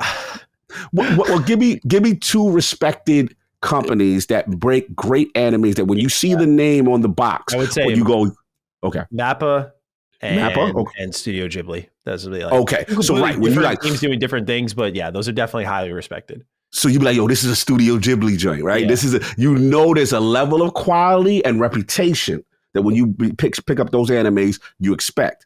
In our day, in the VHS era, it was Run Shaw. If you saw this is a Run Shaw film. You knew you were getting high quality kung fu martial artist stuff. You know what I'm saying? Nice. And I also come from the era of this movie called The 5 Deadly Venoms. And this, man, Sifu, you could tell they're masters of this art and this style and the way they portray it. So we made the bet, and I said, King, I know it's not on Game Pass, but we are going to purchase you this game because you're going to stop being stubborn. He calls me up. He's like, Hog, yo, you were right. I said, I told you, bro. Like, stop it. Play this game. And he's like, yo, how did you beat the botanist, bro? Like, I'm doing this. And I'm like, yeah. And I said, look, you gotta get your style. I said, go in the dojo. Work on your parries, work on your counters. Then what I like is the head movement, the joy. Like, yo, I'm too obsessed to being stylish in that game, so I'm always just like, and I get kicked in the mouth. I'm too. Yeah. I sometimes I just need to focus on my when trying to just get people out of there. Like, I like to make it sit about like, oh, y'all come. Yeah, I love the slickness. I'm like, yo, I'm just playing games. Yeah. And then what I do is I invest. Yeah, I sometimes I invest in weapon combat, weapon proficiency, stuff like that. I'm also using left trigger, use my focus strikes to really take down really more damaging enemies first. And bro, it's just a beauty thing. Like, it's so, shout out to Ebony. He's addicted to the game too because he saw me playing. He said, what you doing? Where you at? I see you playing the game. I said, yeah. It's a game that has so much replay value. Again, I'm going to champion. I know Xbox community. It's not on Game Pass. So what? Get it. Stop playing. Support this game. This is a great new game. So back on that. Go slow clap. So clap. Salute. And they came from the Absolver days. Those guys are good. I would love to interview them. Yeah. So if you're like me and you like the Absolver formula and you just want to see it built out in a single player game, like Sifu is perfect for you. Like, it's just so good. So good. So we got that. Still back on that. Obviously, I'm gonna be the show. It's baseball season on Mets. What's up with our Mets, bro? What's going on? Bro, it's going exactly as expected, I think. When you really think about it, no investments in the lineup, old pitching staff coming back to bite us in the ass already. I watched that game yesterday against the Brewers, 9-0. I'm just watching Max fucking lay out these dick missiles. I'm like, bro, I could jack every single one of these, and I am awful at baseball, but I was just watching. I'm like, yeah, it's a home run, no doubt. Just back to back, really? And remember, I told you not to make this into defining Mets, but I told people I had a good talk with a Mets fan that I bumped into who's very passionate like us. And he's like, oh, how you feeling, bro? And I'm like, look, I never forgave him for that collapse down the stretch last year when the Braves should have never tied us or anything, in my opinion. And I felt the pitching did us dirty. So anyway, I'm playing MLB The Show, living out my Mets dreams the way I feel it should go. That's the cool thing about baseball games. Yeah. Like when you get pissed at the real team, you can take it out in your own hands. Exactly. This is what I'm doing, Buck Showalter. I'm just, it's not his fault. But, you know what I'm saying? So I've been still doing that. And of course, the Negro Leagues are still doing my season. They're doing my little stuff right there. So I was playing that too. And then, the final trifecta that everyone knows before is because, listen, the reason why, here's the thing with Midnight Suns. People are like, yo, the stories are short, Cog. Why are you taking so long to finish it? It's not just that. Deadpool, Venom, Morbius, right? Deadpool came out. The stories are quick. You finish those, right? Great cinematic, you get whatever. The thing is, in order to, there's like research involved with things that they bring to the whole Midnight Suns team that helps the group that you got to unlock from a research standpoint. It's like the XCOM strategy layer. That's one. Each character have that, right? So I want to unlock all that. Someone involved playing with the character multiple times, doing specific objectives. But to me, the real end game for each character is the ultimate card. The ultimate card means you have mastery of the character. You also have leveled up the friendship level, which gives them passive bonuses. And then on top of that, you get this super, like, let me give you an example. When I got Hulk, he had World Hulk mode card. Bro, it takes about 5 heroism to build this thing up. If you are able to unleash this ability, you will destroy everybody on the map. Okay. These are worth it to see the true potential of the character. I just got Deadpool's. Remember, his DLC came out way back. Mm-hmm. I just unlocked that this week. I'm like, yo, bro, this is wild, powerful. And he's just like he's beating the dog. Like, it is so visceral, his joy. I'm like, yo, they 2K allowed this in the game. Like, what is going on? Okay. So you got that. I'm working on Venom now. Venom is excellent. He's a super powerful character. I've almost got him maxed out. Morbius, I still got to finish his later on, but I'm right at the Venom part. Just beat that. That's what's taking me long because I want the maximum version. And after, I think the last one, what I'm waiting for is Storm's got to be coming soon. Yeah, I think I'm very curious about that one. I want to know how they handle her. So, it's just staying Midnight Suns. I lent my buddy my Steam Deck, and he actually I had Midnight Suns already downloaded on because that's where I want to play it. And so he's like, "You mind if I start it up?" I was like, "Yeah, go ahead." He was messaging me all night. He's like, "Bro, you love this game. Bro, you gotta play this game." Cog, I'm thinking June's gonna be tough. I feel like May, I'm threading the needle. It's a scary bet to make on myself, but I'm thinking maybe July. Like, I'm thinking July is Midnight Suns territory for me. That makes sense because June is over for you. Diablo's out. As a reviewer, I'm so fucked. Yeah, you're done. And then May, obviously, Redfall. Yeah, and I'm moving into a house. So you're moving to a house, and then don't we got when's Ghostwire? Ghostwire. That's for me though. That's for you though. I'm trying to do, I should say, Redfall, Dead Island 2, and Star Wars Jedi Survivor. That's my list. I can't talk. There's things I can say, but I can't talk. We'll move on. We'll talk after the show. Sorry, LSF fan. Gotta respect certain things. I'm gonna put a note here. I'm gonna put a note. Yeah, put a note. We'll talk. But so that's been pretty much it. Cog is in his happy place, with his 3 majors right now. And once things calm down and we get back to the finishing and the backlog and stuff, what we supposed to be doing. But I'm happy, man. I'm happy playing these games that I love to play. I'm sorry, LSM community, but I will get to the promised games that need to be finished. They will happen. Yes, absolutely. But you just talk it up so much. I know you're not overhyping it. Like, dude, turn-based Marvel. Like, that's all me. My mistake was playing Cold Steel 4 over this shit. That was my big mistake because I fucking hate Cold Steel 4. I spent my whole winter break miserable playing that shit. And I could have been happy like Cog. I could have been having a great Christmas. But I'm going to right the wrong. I know I'm going to do it this year. I'm just waiting for the moment. Because, like, when I saw this game, Cog, I'm not going to lie, I thought it was 30, 40-hour game. When I heard it go 70, 80, that's a lot, man. I was like, okay, I want to give it its respect. I know I love Marvel. Like, I'm not one of those people who's given up on Marvel. Even if I think some of the quality's gone down, I don't have that fatigue. So I know I can get hooked. I know how I am when you get a superhero game, right? So it's like, I want to make sure the space is there, right? It's not, all right, full transparent. It's not really 70, 80. It's the reason why it's the Abbey, if you do the Abbey stuff, you really get a lot of backstory. These extra, the Abbey is a separate game. You can beeline and do just the story and focus on the thing. But again, if you love the characters, that's what I'm saying. I love the characters. You gotta find yourself doing the Marvel Tinder. You gonna be on with your shirt off, or Wolverine, or his shirt off. But that's the thing. That's the shit that has me more excited than turn-based. Like, bro, it's hilarious. I can't wait for that. I got Captain Miss Marvel in a bikini. We talk about her life and why she need to be, and then Blake's like, yo, I like her, but do you think she gonna like vampire? Yeah, I love that. That's amazing. It's hilarious. It is, bro. I recorded there are parts that are so cringy, but it's hilariously cringy. I'm like, I love this game. It's goofy. It's stupid on this part, and I'm for this. I'm for, bro. Why am I in there with? It's all three of us in the pool. It's Ghost Ride, and we all in swim trunks. Like, what's going on, Marvel? Like, and they know it's ridiculous because the way the camera angles they use. I'm like, what is Are they doing the Mass Effect 2 Miranda angle? Or bro, it is out of pocket. The funniness. Jake Solomon, I know what you did. We gonna humanize these characters, and we gonna be silly and put you in situations that are absolutely hilarious in a Marvel game that you never thought. And you low key.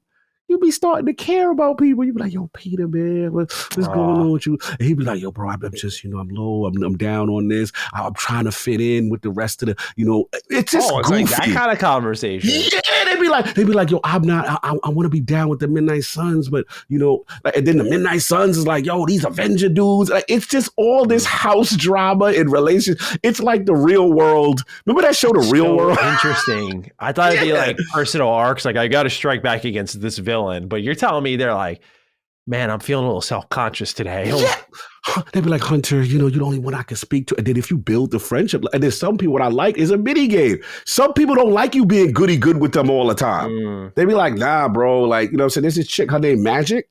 Like, she's dark, bro. She's dark. Like, yeah, we need to kill these enemies. We need to do this. I don't agree with caretaking. I'm like, oh my God. Like, what is going on here? Like, it's foolishness, but it's addictive foolish. I love that.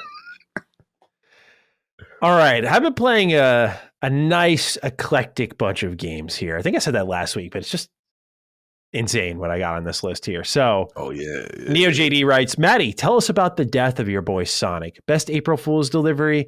Thanks, and have a what do you mean this is a real game kind of day. So, game number one. I did play the murder of Sonic the Hedgehog. When they announced it, my friend texted me. Well, I'm sorry. Sonic's Twitter account put out saying, we've heard your feedback and we have something coming your way that's very different.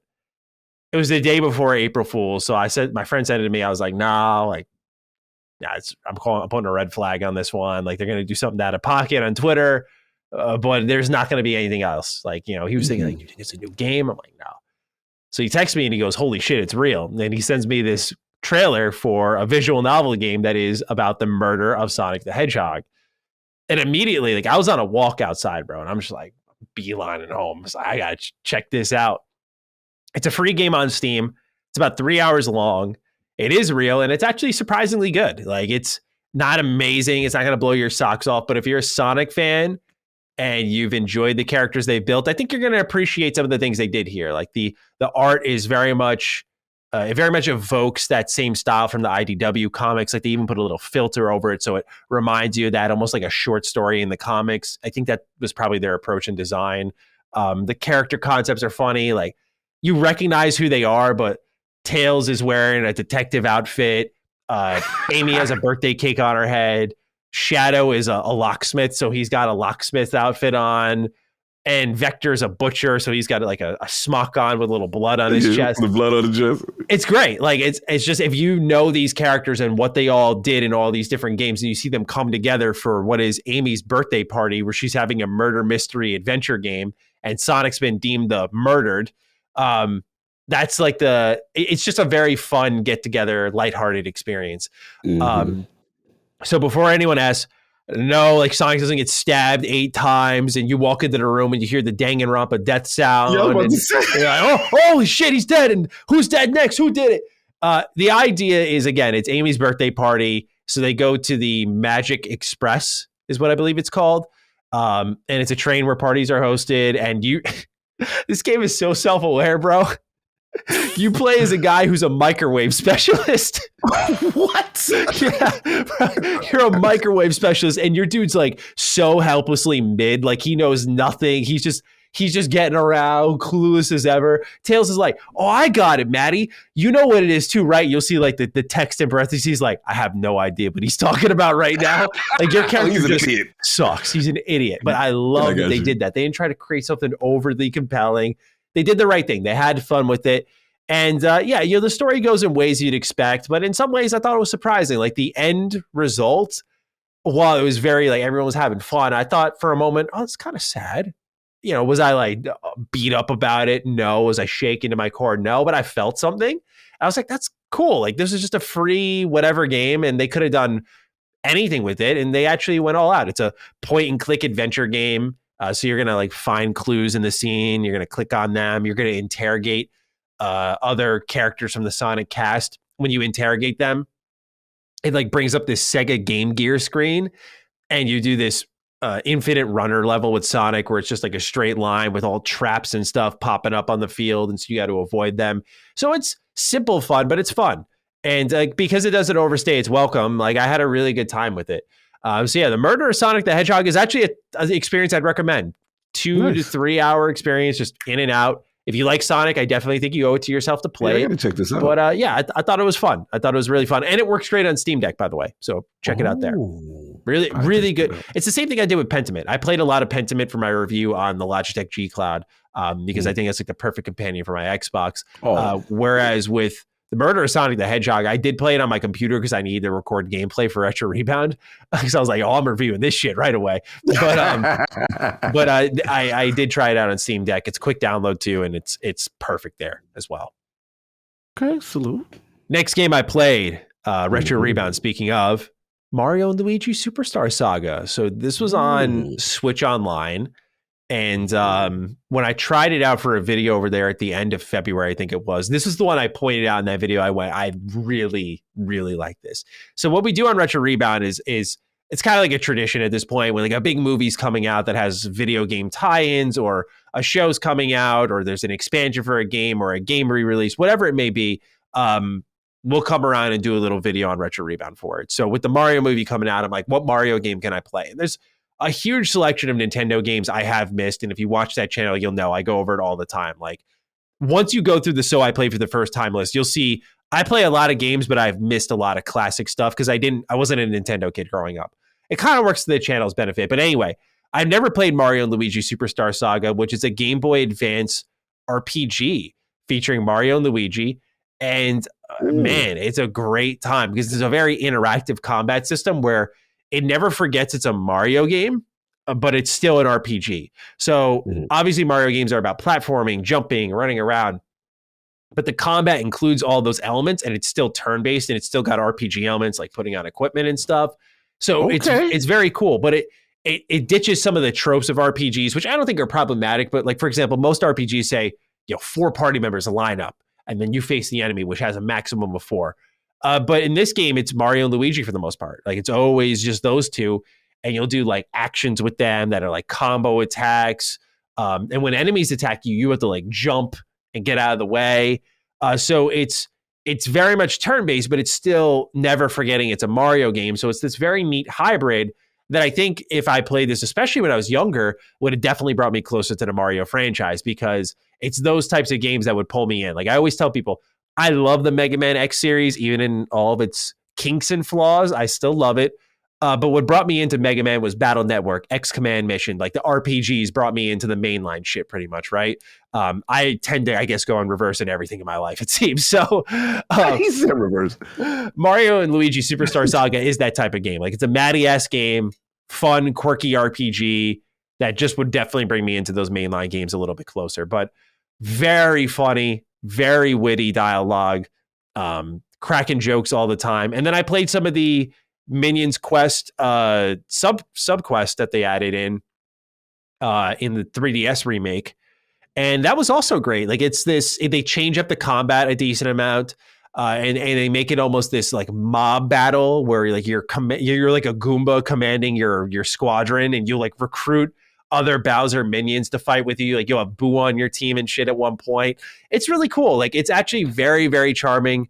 And all in all, I appreciate the game a lot. I'm glad I played it. Not too long. You know, it's bulky for what it is, 20-ish hours. But great game. Great game. So highly recommend. And then last one I've been playing, we'll get into a write in here from Dylan Michael Cog. You can, of course, jump in on this too. Mm-hmm. He writes, "Hey, Dukes. I was wondering if Cog got a chance to jump into RE4 or if Maddie got the chance to finish it. Personally, while I still really like it, I still love RE2 Remake way more. The slow and heavy walking feels great in a game like 2, where the biggest enemy hordes is like 3 to 4 zombies. But in 4, when the game sometimes throws 10 or more guys at you, it quickly becomes stressful. Thanks, and I hope Silent Hill 2 Remake is better than Dead Space and RE4, but let's be honest, it won't be kind of day." Oh, man, the blooper team slander is real from the audience, too. Cog, have you had a chance to play this? I have not yet.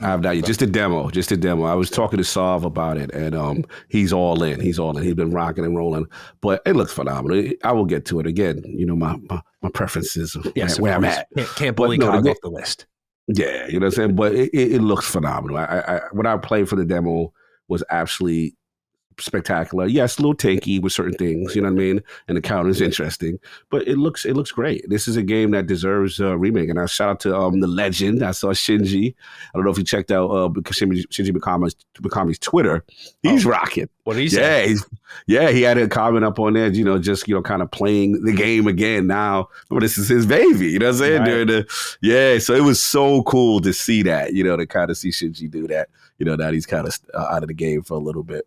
But yeah, I've heard nothing but phenomenal things. And I'm honestly the person whose feedback I want the most is Addict, because, I'm an old school head. So the old heads, Resident Evil 2 was our GOAT, right? I was like, yo, da. But I'd be remiss to not mention how 4 really transformed the genre and then moved it forward in a lot of ways. And for Addict, that's his GOAT. Mm-hmm.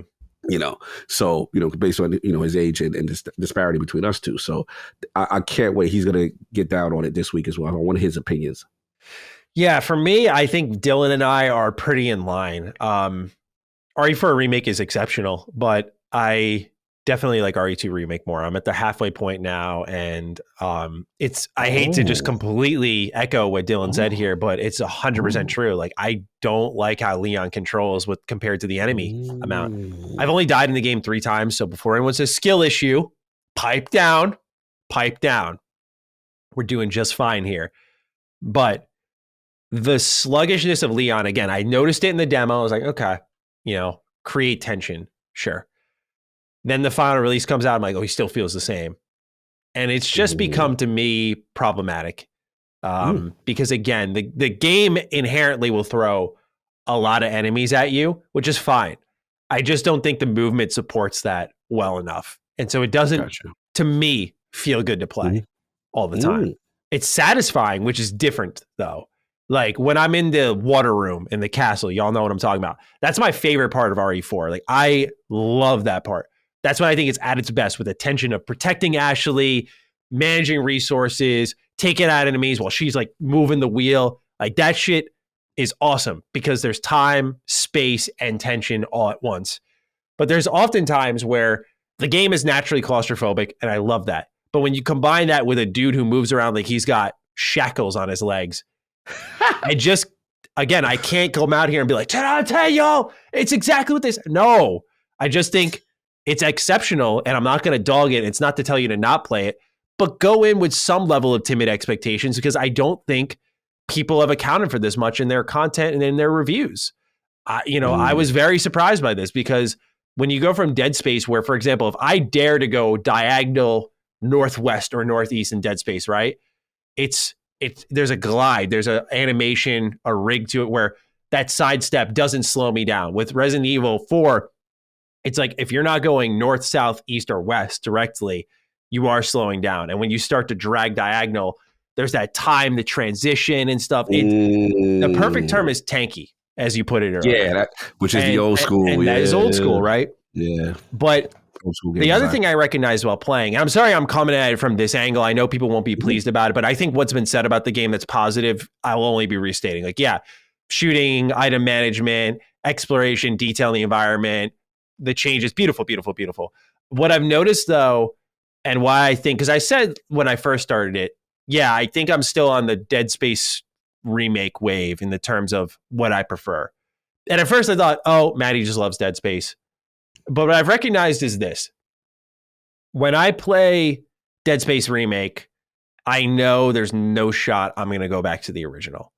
When I play RE4 Remake, I know I could go back to the original. Not that the original's better, but I just feel there is room for me to go back there.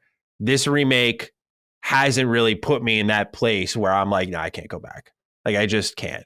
And I think it's because that movement, like, they feel equally sluggish, so you can get the classic experience or not.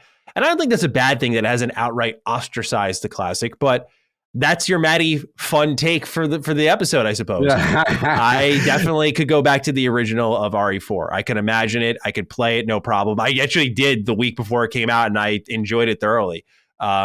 So, that's where I stand on it. Otherwise, yeah, it's an excellent game. I especially love the environment details. Like, when I walked into the castle is when I truly felt it, because the village section looks great. It's very dark. It's raining.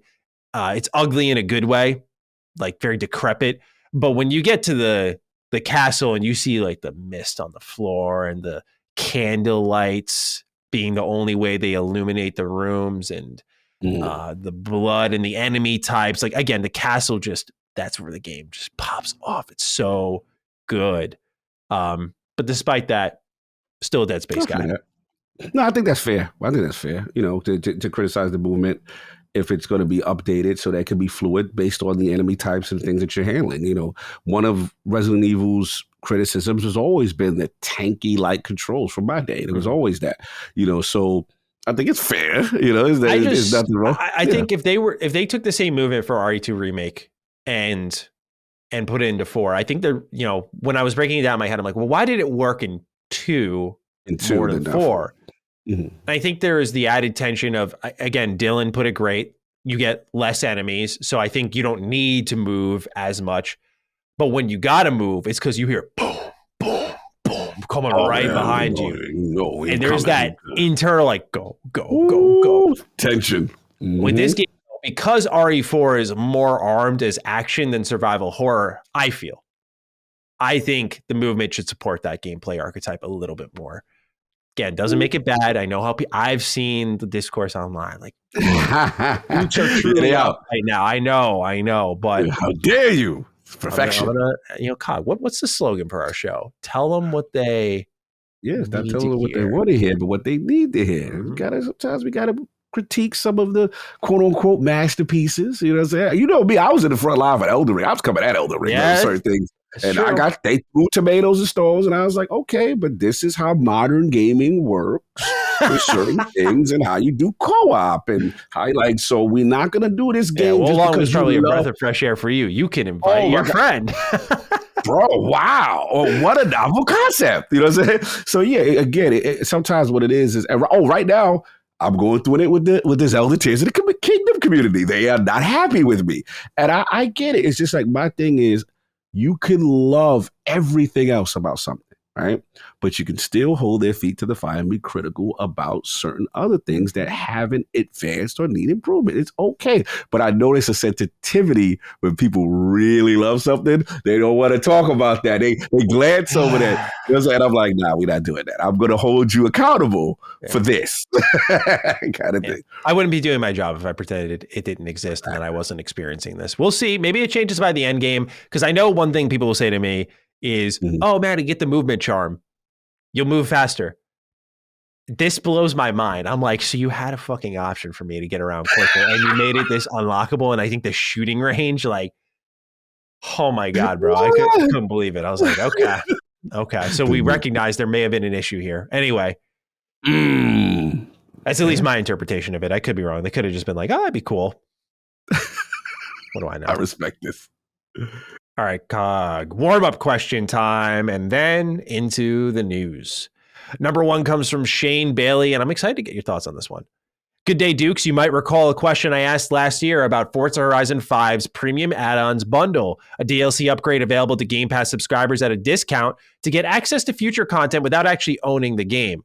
With roughly 2 million people getting early access to Forza Horizon 5 via this bundle, or the premium edition of the game demonstrating its clear success, you both agreed with my hypothesis that we'd see this model replicated for future Xbox exclusives. Lo and behold, Arcane has confirmed they will offer the Redfall Bite Back upgrade at launch for $30, which includes some cosmetic items and 2 future heroes.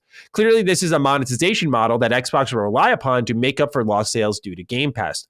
My questions to you: what can we expect from other first petty? It says first petty. That's a funny autocorrect. I think we got a new word here. Upcoming first party titles like Starfield, Forza, and Hellblade. And what concerns do you have, if any, for this practice? My name is Quantum Break and I'm not welcome in Game Pass anymore kind of day. Thank you, Shane, for writing in. Yeah, so Cog, it seems like, our prediction was right on the money alongside Shane.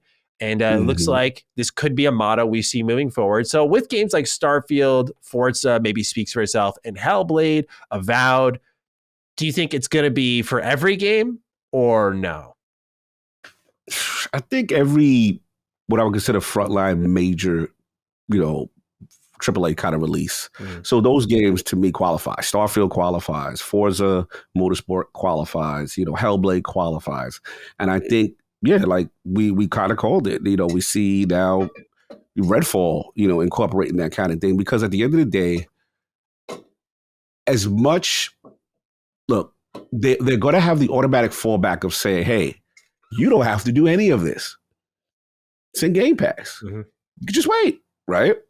But they know gamers have FOMO. Gamers talk a good one, but if you give them the right incentive pack or whatever, and it looks cool, gamers will fold. And I think that is a way you get to supplement some extra sales, right? And then you take this approach. So I think it's something that's going to continue to happen. I do feel, I don't want to say it's nefarious, but I do think that the year now that the games are coming, we're going to expect a philosophy shift on certain things. And this is one of them. This is, hey, we got the games now, bro. Yep. So here's these early deals. Here's this Game Pass. No, the dollar, we got you already, bro. We hooked you up for 2-3 years. Like, you're going to see that we're past that. We're here now. And people can sit there and say, that's just business. That's just how it works. So I think that's what, because here's the thing. At the end of the day, what they're going to tell you, you don't have to do any of this. It's still free on Game Pass, right? That's what they're going to do. So I'm not going to sit here and fraud and act like I am not going to fall victim to any of these practices. There's going to be some games that I know Starfield, I'm going to just be honest, it's going to be one of them. If they do, we already see with the controller stuff going on. If they do some type of, launch package and it has some type of, season pass, that's how I probably assume with Starfield. Season pass kind of thing, expansion pass. Yeah. Because we know Fallout expansion, blah, blah, blah. That kind of thing. And hey, you have the whole thing. And they've done this before. I remember there was a big controversy. Shout out to my man Anchorman V. We used to get into this. This was a big one. During the Fallout days, if you remember, they didn't announce Fallout 4. They didn't announce what would be in the season pass with it. They were like, yo. I forgot about that. Whoa, this was a big controversy. And I was like, yo, that's a little shady because they're telling us. But it was like, yo, get it now. And it's gonna be great, guys. Because they announced the second wave. Oh my god! I remember talking about that on my channel, and people were like so up in arms because I was like, I don't fucking get this at all. Yeah, bro, it was a big thing. It was a big thing. So again, these are the things you're gonna start to see. Make no mistake. I'm not saying it's all right, it's all good, but prepare yourself. This is what they're gonna do because at the end of the day, Game Pass still exists, and they're gonna say you don't have to do it. But I'm curious where you stand on this, and what do you think is gonna happen? Yeah, I think with the likes of Avowed and Starfield, you're definitely going to see that kind of expansion pass approach for sure. You get your premium add-ons bundle version or your Redfall Bite Back bundle. I think if it's a single player game, you're not going to get that early access. I will say I'm a little surprised right now that Redfall is staying its hand and not doing any type of early access. I think we would have known that by now. But I think because of spoilers and stuff, maybe they're trying to be protective of that. I don't know. But after seeing what Hogwarts Legacy did, I don't know how you can't want to do that if you're Redfall. Especially when you know there is a big Zelda game on the horizon. I think you would want to get your conversation started as soon as possible, where you have the early launch, which I think would collide maybe with like Star Wars Jedi Survivor, but then you have your official launch in the beginning of May. I think it would have been smart for them to do that. So I guess it's not always a guarantee, but I would typically assume like Contraband. When Contraband rolls around, that's got to be one that you just say like, hey, it's here this day. You pay $30, you get this car, this gun, this skin, this mission maybe, and the game early. I think when you look at Forza Horizon 5, it paints a picture that this model will certainly work for Forza Motorsport, no doubt about it. But every game is going to be approached differently. Like Hellblade, how do you do that? I don't think you could unless they're planning to do DLC, because there are certain ones like Starfield may not do that because we have rumors suggesting that there will be a marketplace in Skyrim, right? That'll be used to generate revenue like a Minecraft marketplace, and make no mistake, that will eventually make its way to Starfield. And when it does, is that the way they generate revenue internally? Like, I think every game's going to have its own crafty monetization plan, some more simpler than others, but something like Hellblade, I think there may just be a rule of thumb when you drop a game like Hellblade, what can you monetize there? Maybe skins, like outfits, Senua wears, like that would be my guess, but I don't think any early access. Like maybe you get a $20 bundle of weapon skins, face paint skins, that type of stuff. I expect she'll be more customizable than the first game. That would just be my guess. But I think that's what it's going to come down to. These bundles that typically, if you're launching, like if you're saying, well, and it is a $70 game, plus this extra 20, you're asking for a lot. But because you can go into Game Pass, a lot of people will just go this route. And like Shane said, you recoup your assets.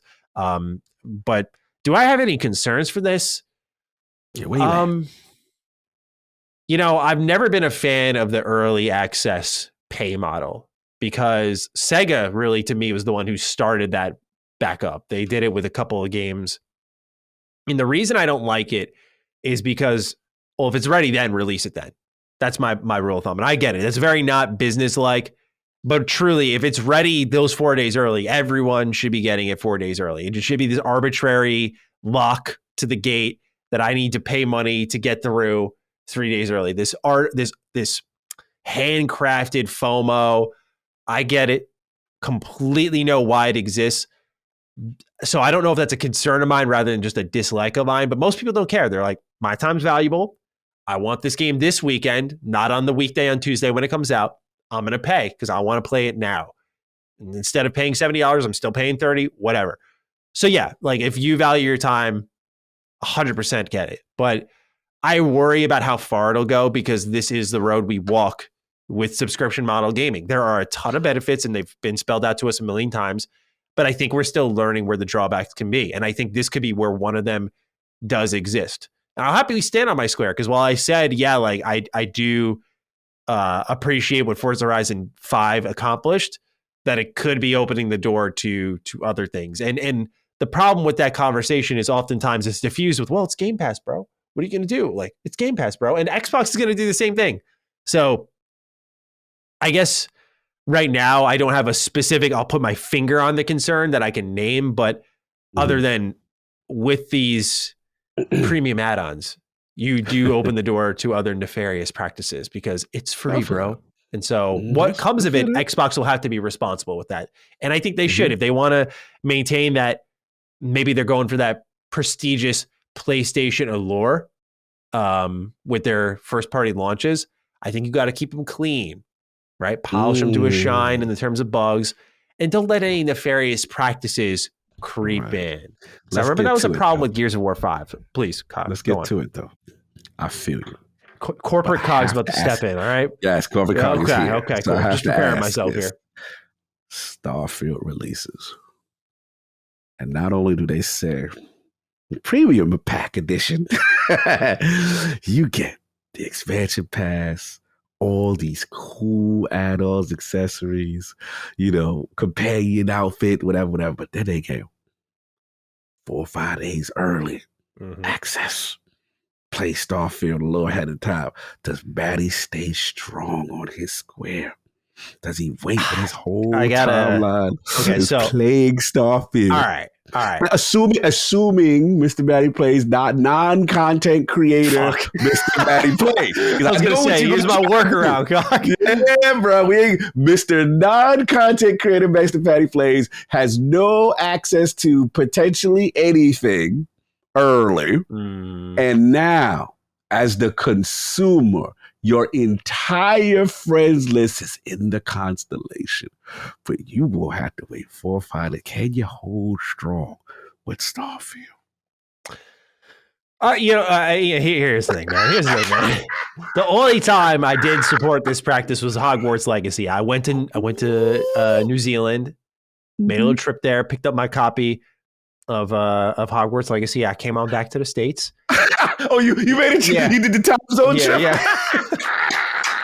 So, salute to that. Salute to the hustle. Yeah, you know what's going on. I had a job to do. So the only time I did support it was for my job. So I will put a little asterisk and say, still in my content creator journey, if it was like 5 days early, I would make my trip to New Zealand once more. Thank you, sir, for my copy of Starfield. Get on the plane back and start playing at home. But yeah, of course, that's why I say I recognize the reality of the situation, and it is effective. Because most people probably don't care.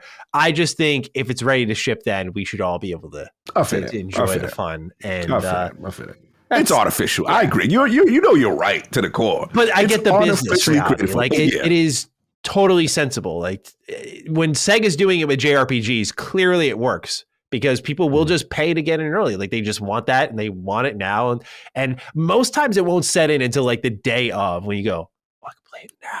Right. Ahead of time, you're like, but then it hits, right? It's not even seeing the friends list. Like for me, I can say I don't care because I play so many games that I'll keep myself busy until the time it's out, no doubt. But I get that feeling of it creeps into your head, like the dark thought of I could do it. I could buy it right now. And yes, that's the voice too. That'd be the voice. A little scary. Right now, son. Yeah, it's like you could do it. The devil on your shoulder. Yep. What's $30, Matt? You work a full-time job. Like, come on, go get the game. You got that, Matt. It ain't nothing. Yeah. Bro, the same conversation. What saves me, the way the good guy will win sometimes, like, but you playing Midnight Suns, you having mad fun doing something. You good. Just stay strong. You good. And then sometimes that'll win out depending on how distracted I am with something else. But if it's listen, there's certain games I'm not even gonna hold you. I am not waiting. Like Tekken, Final Fantasy. There's some of the core games to my soul, and I think Starfield gonna be one. That I know me. I don't have that mental toughness. I apologize. I'm weak on that. When it comes to my heart, there's certain things, man. Now, granted, if you don't get too ridiculous, and you're like, yo, $250, some stupid, bundle that just completely out of that. What I give myself credit that I really wanted to do, that I'm just like on morals, like it wasn't really an early access thing, but was Last of Us remake. I really want to play that. Oh, hell no. I'm not doing that, bro. This is 3 times. Like, y'all coming back to the table 3 times. Like, it's nah. Such a debate in my friend group about that game. I was like, I will never pay $1 for that game. Bro, I'm not. And then, I want to play, obviously, I'm big on the VR. I have PSVR 2. I really want Gran Turismo, right? I really want to experience that. And I'm like, bro, why y'all still $70? Like, y'all ain't discounted yet. Like, come on, bro. This game been out a year. So it's certain things I do stay strong on, and I'm not going to do it. But I will admit I do have my weaknesses sometimes. But it's hard. Navigating this thing is not easy. And they know it. They know it. Yeah, it's tough. So we'll see who stays strong. If I were to make a bet on whether or not they're going to do it, I'm going to say no. I'm going to say Bethesda Game Studios takes the season pass route. Not because I think highly of them. I just think that makes the most sense. I don't think, after all the leaks, I don't think they want to do early access of any kind. I think everyone gets to come on in the door at the same time. Shows open, 7 p.m. starting time. Come on in the theater. I think that's what's happening here. So would you care to bet against me? I'm not betting against That's right. Let's go. I think that he said, "That's bro. You stay in your place, come. Shut up." But the thing is, it would be the most hilarious defining news topic if news comes out that they break protocol and do this practice. I Be an am going awkward to have a developer field director. day laughing. Be like, like I'll be on my stream. Let's go. Oh, there it is. Facts. All right, we got one more, Cog. This one's for you. Yes, Someone sir. is challenging you, and so I wanted to give you the stage here to tackle this how you will. Cody Farron writes in, "Hello there, Dukes. Hope you guys are doing well." I shouldn't say challenge like it's nefarious. Like Cody seems to actually have just a genuine question here, but let's see what you think. I wanted to write in about Cog's mentioning of the Final Fantasy lack of diversity conversation from last week.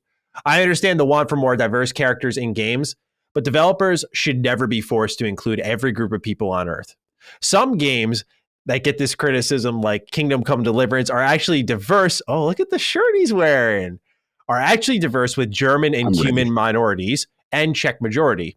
This is a very American idea that just because you have the same skin color means you're all the same. Those Final Fantasy characters can be from different cultures or backgrounds because it is a fantasy story. P.S. What we should be pushing for is games set or inspired by new cultures and places. I'd love to see a Skyrim-style RPG set in the Mali Empire, for example. What do you guys think? Have a good one. Thank you for writing in, Cody. Cog, this is all you, man. Yeah. Salute to Cody, man. I love this. I love the, the talk, the discussion, the challenge. And this is a conversation, for the record. That's why I brought my KCD shirt. Shout out to my you dressed for the occasion? Okay. I'm ready, man. I'm ready. Because look, this is the conversation. And one thing I got to be very clear. Cog has always been pro-developer. Cog has always been the developer gets to choose and say the story he wants to tell, and it's up to us as the purchaser to say, hey, I'm with it or I'm not. But I would never want to influence and force and say, hey, you have to have a diverse story. You have to have a diverse character. I'm never going to be on that because I still feel this is art. Now, what I will say is this, and I got to be fair. Because one thing about Cog, I like to be fair. I like to listen to the other side of the argument, even on things that I disagree with, right? Because that's my main stance is, hey, because I supported KCD from the jump. Warhorse, all of everybody I was supporting. So to see the blow really touched my soul. But here's the thing. When I'm trying to, with the Final Fantasy 16 situation, I just wanted to bring light that people did have issue. And the issue they had is when they said, okay, we're going to tell a story that's, in based on some authenticity of that time period. And I guess their issue was with the answer, which is like, okay, there really wasn't anyone or whatever at that time. And then people just challenge and say, hey, there actually was, the Moors existed and, that kind of thing. That's all that was. At the end of the day, Final Fantasy 16 can do whatever they want to do. But I want to be fair to the other side on this reason. The reason why, for people who don't understand, like, yo, why are they trying to woke my joint? I get it. But you got to understand this. And this is just coming as a Black man growing up. I can just speak for myself. Why people feel strongly over certain things is that when you play video games and all your life, you don't see anybody that looks like you on the cover of a box or anything that represents you. I shout out to Mama Mike. I had her on, ILP a while back, and we had a good conversation about Lee from The Walking Dead. And she was like, wow, it was so important for me to see that, right? That's what they come to, because there's a lot, and it's not just, it's all group. There's certain things, even in like, for example, I'm talking about like, we talk about Lee from Walking Dead. I talk about like right now, people are really going crazy for Layla in Redfall. We found out it's like she's the main protagonist, whatever. Movies, like we already know, Black Panther, obviously. I'll give you another one. Lance Reddick, who passed away, rest in peace. One of his favorite series that he was a part of, one of my favorite series he was a part of was a series called The Wire. And to me, I come from the Goodfellas, the classic Italian mob stuff. And make no mistake, that's prevalent in New York. You know what I'm saying? Yeah. However, there's also the street side. And I felt when I watched The Wire, I'm like, yo, that's the accurate representation of like how it is in the streets of the South Bronx and in any ghetto situation. So shout out to Chris Reagan. I had another example of him, like why Miles Morales is revered by so many people. Like I grew up in New York. Guess what? Like, I have a ton of Puerto Rican friends, like bro, just to see the Puerto Rican flag and Miles Morales. Yeah. Really resonates. So that's what it was. And I'm not saying everybody gotta, now this is what you got to do. No. I'm just saying why people sometimes was asking for it. But I will say this: go to the developers and support the ones that are doing what you want them to do. That's it. I would say that it also reminds me of the argument with accessibility, which I'm a firm believer. Like, hey, if the developers say, I wanted Souls, I don't want no easy mode. Mm-hmm. God bless, do your vision. You know what I'm saying? I can't force a developer to do something. All I would say is for gamers is to champion and support the ones that are actually doing the things you want them to do. And in Square Enix's defense, I know this is controversial. I never had a problem with Barrett. Yeah. I remember people were like, yo, Barrett's a problem. I'm like, yo, I'm cool. I liked it. And I like the overarching message of Barrett, which is we're going up against the powers that be when it comes to Shinra and what they doing to the planet. Yep. I thought the message was cool. So, you know what I'm saying? I'm cool with if that. you don't mind me asking, what do people not like about Barrett? They don't like Barrett. Some people, I know some brothers that's like, yo, why he got to be the angry black man? Why he got to be the stereotypical thing? I get it, but my thing is, I'm happy that one, this representation in the game. Square did prove that they could do it, and I liked his overall mission and what his ethos was in terms of Final Fantasy VII. I've always felt strongly about that. And the last thing, I know it didn't do well, but I got to give props for at least them attempting something like Forspoken. My issue was just like, yo, she don't represent the New Yorker that I feel as a black female. But hey, this is just a different take on it. You know, my issue is like yours. I didn't like the dialogue. The dialogue just threw me off. Sure. I respect the attempt. I respect that. So look, sometimes you can't expect everything from the most popular game developers, stuff like that. But when you do, this is my last point. When you do see it, support. When you do see something that you like, okay, that represents, you know what I'm saying, what I feel is the authentic experience, support.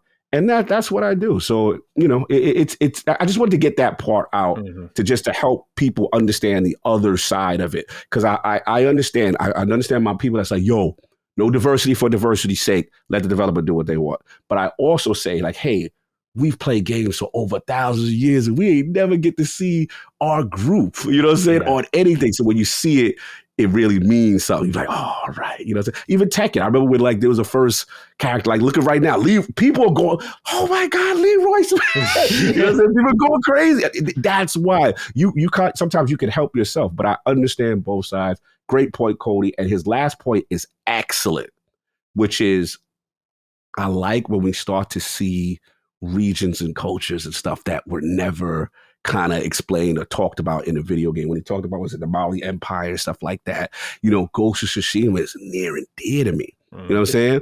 Like really touching that era, you know what I'm saying? Feudal Japan, stuff like that.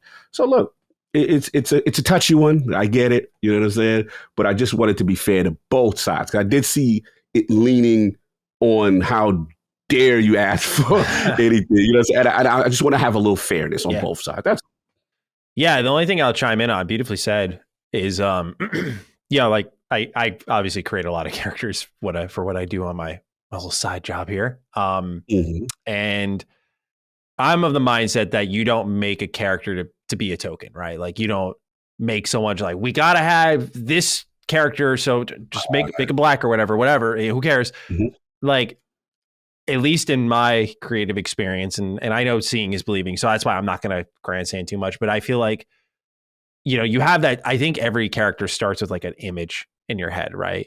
And it's usually dictated by the culture in which they grow up in.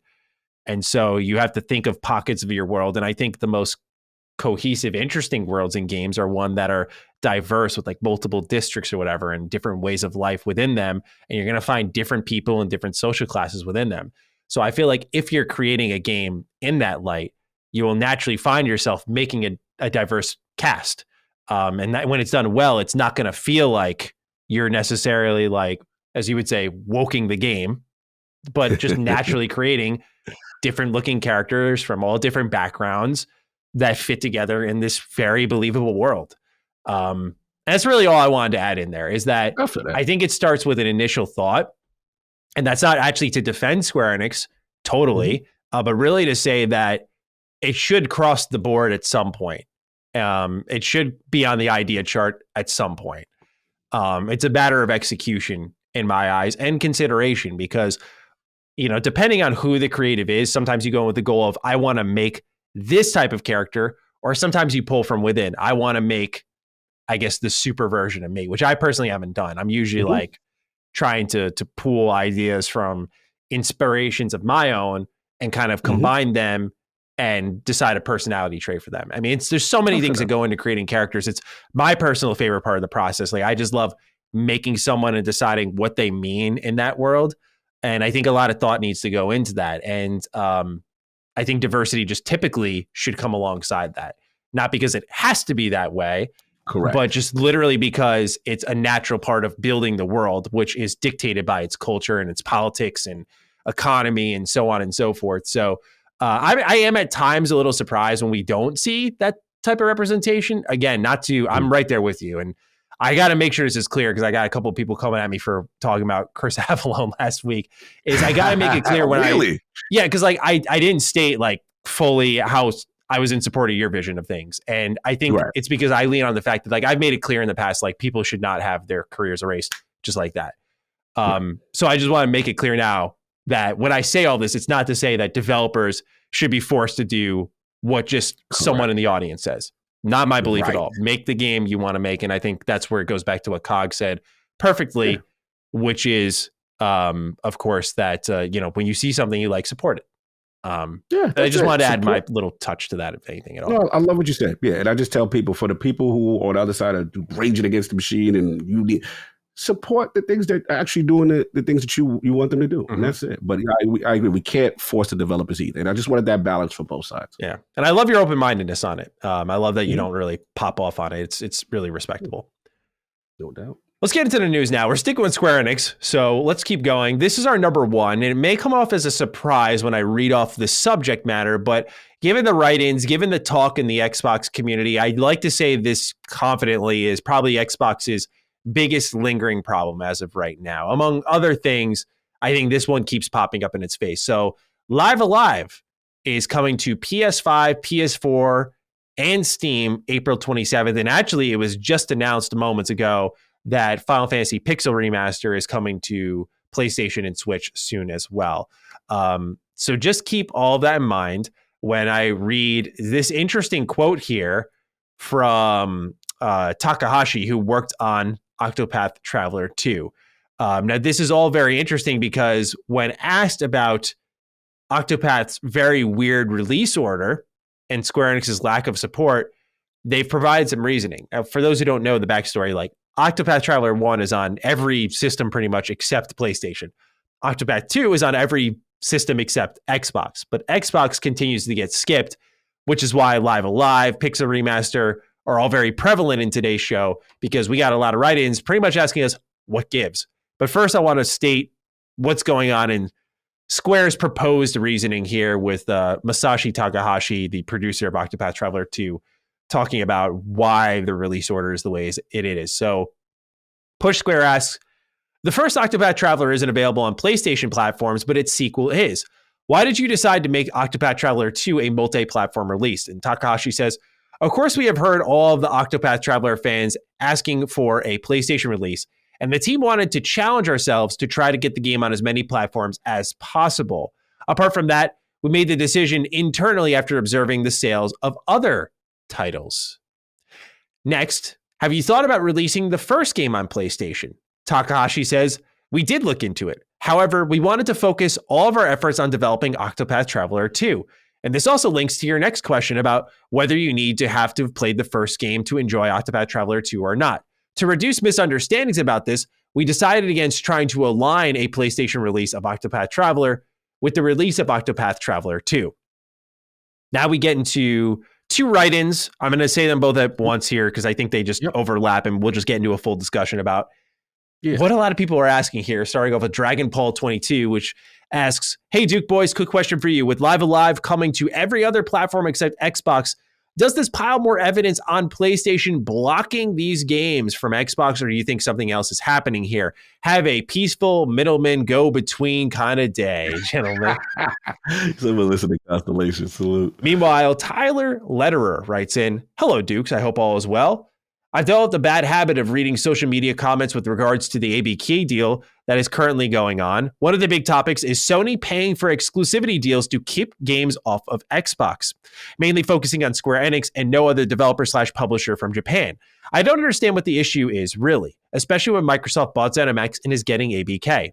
A lot of people bring up Octopath Traveler 2, which I understand if Octopath Traveler 2 was a direct sequel to the first game. It isn't, though. You can play the second game without playing the first. Unlike Rise of the Tomb Raider, where an exclusivity deal was made on a direct sequel to Tomb Raider 2013. Also, what about all the other Square Enix games that are Switch and PC only?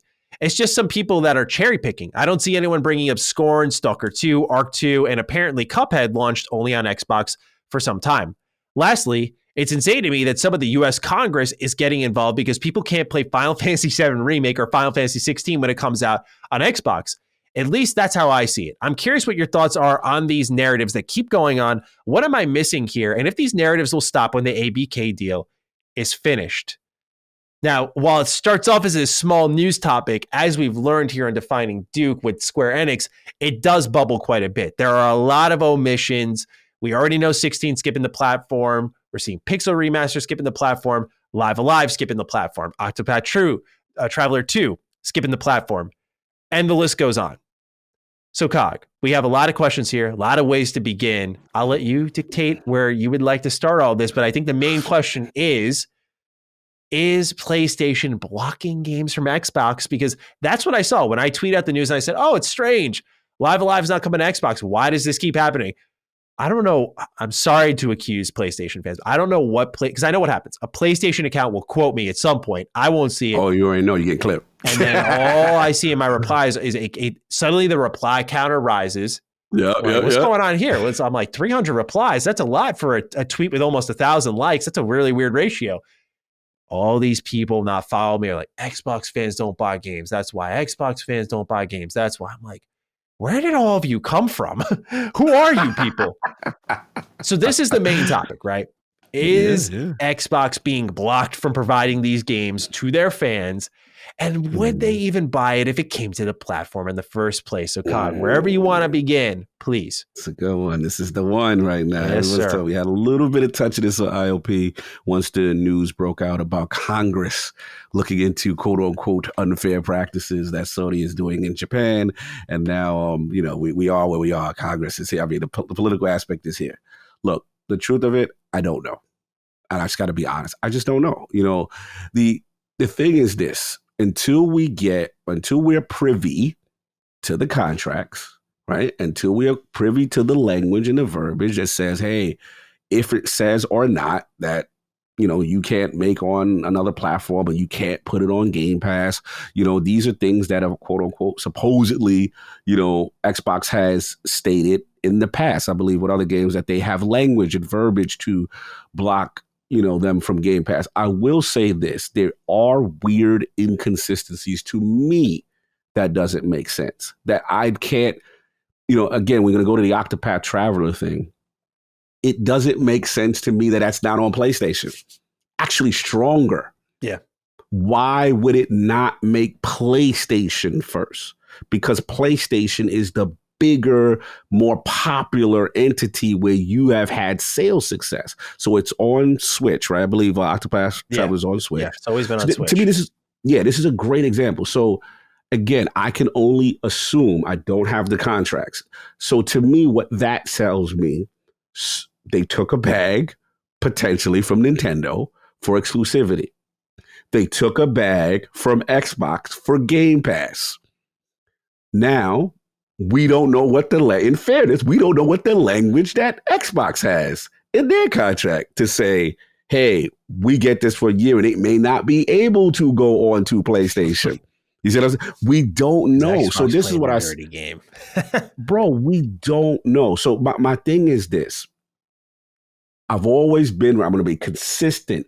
I don't have a problem with exclusive deals. I don't get into this, oh, well, this is not a direct sequel. It is. If you pay for it, you do what you want to do. If you buy the company, you do what you want to do. I have been consistent.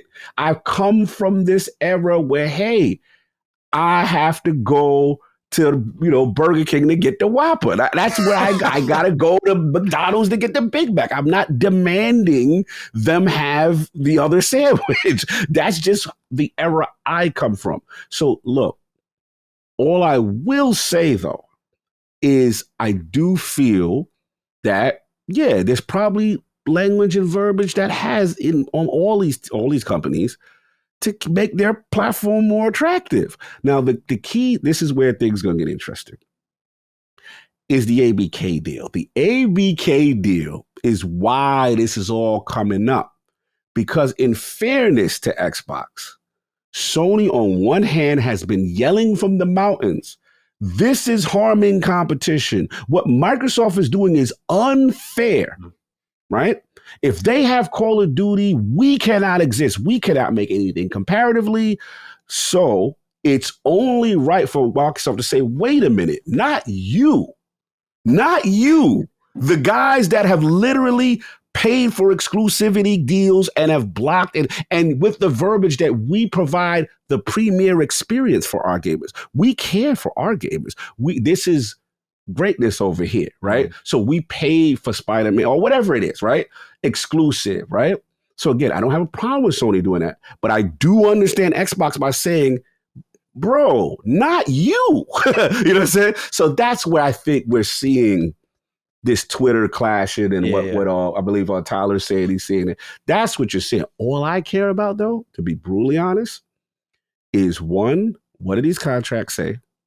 Two, Square, again, until I have evidence that proves otherwise, to me, you operate in a silo, and to me, you take bags. Just admit, like, yo, I can't comment on why Octopath 1 wasn't on PlayStation because we took this bag. I can't comment on why Octopath 2, it's because we took it. And the last thing I will say, in fairness, COG is always fair. I always try to be fair. The thing I will say about Square is this, though.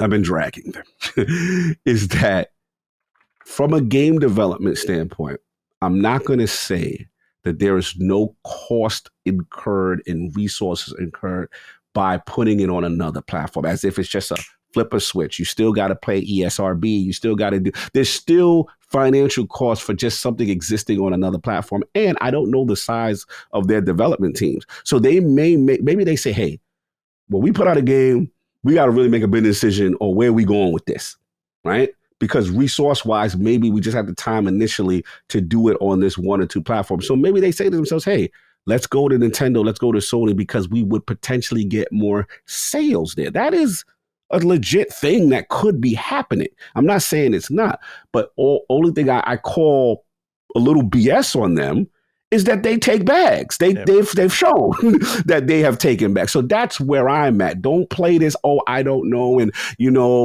like I'm not with that. You just don't want to talk about the contract of whatever that has been agreed upon behind the scenes. That's all I'll say. But I'm curious. It is a very complicated issue. It's not a simple issue.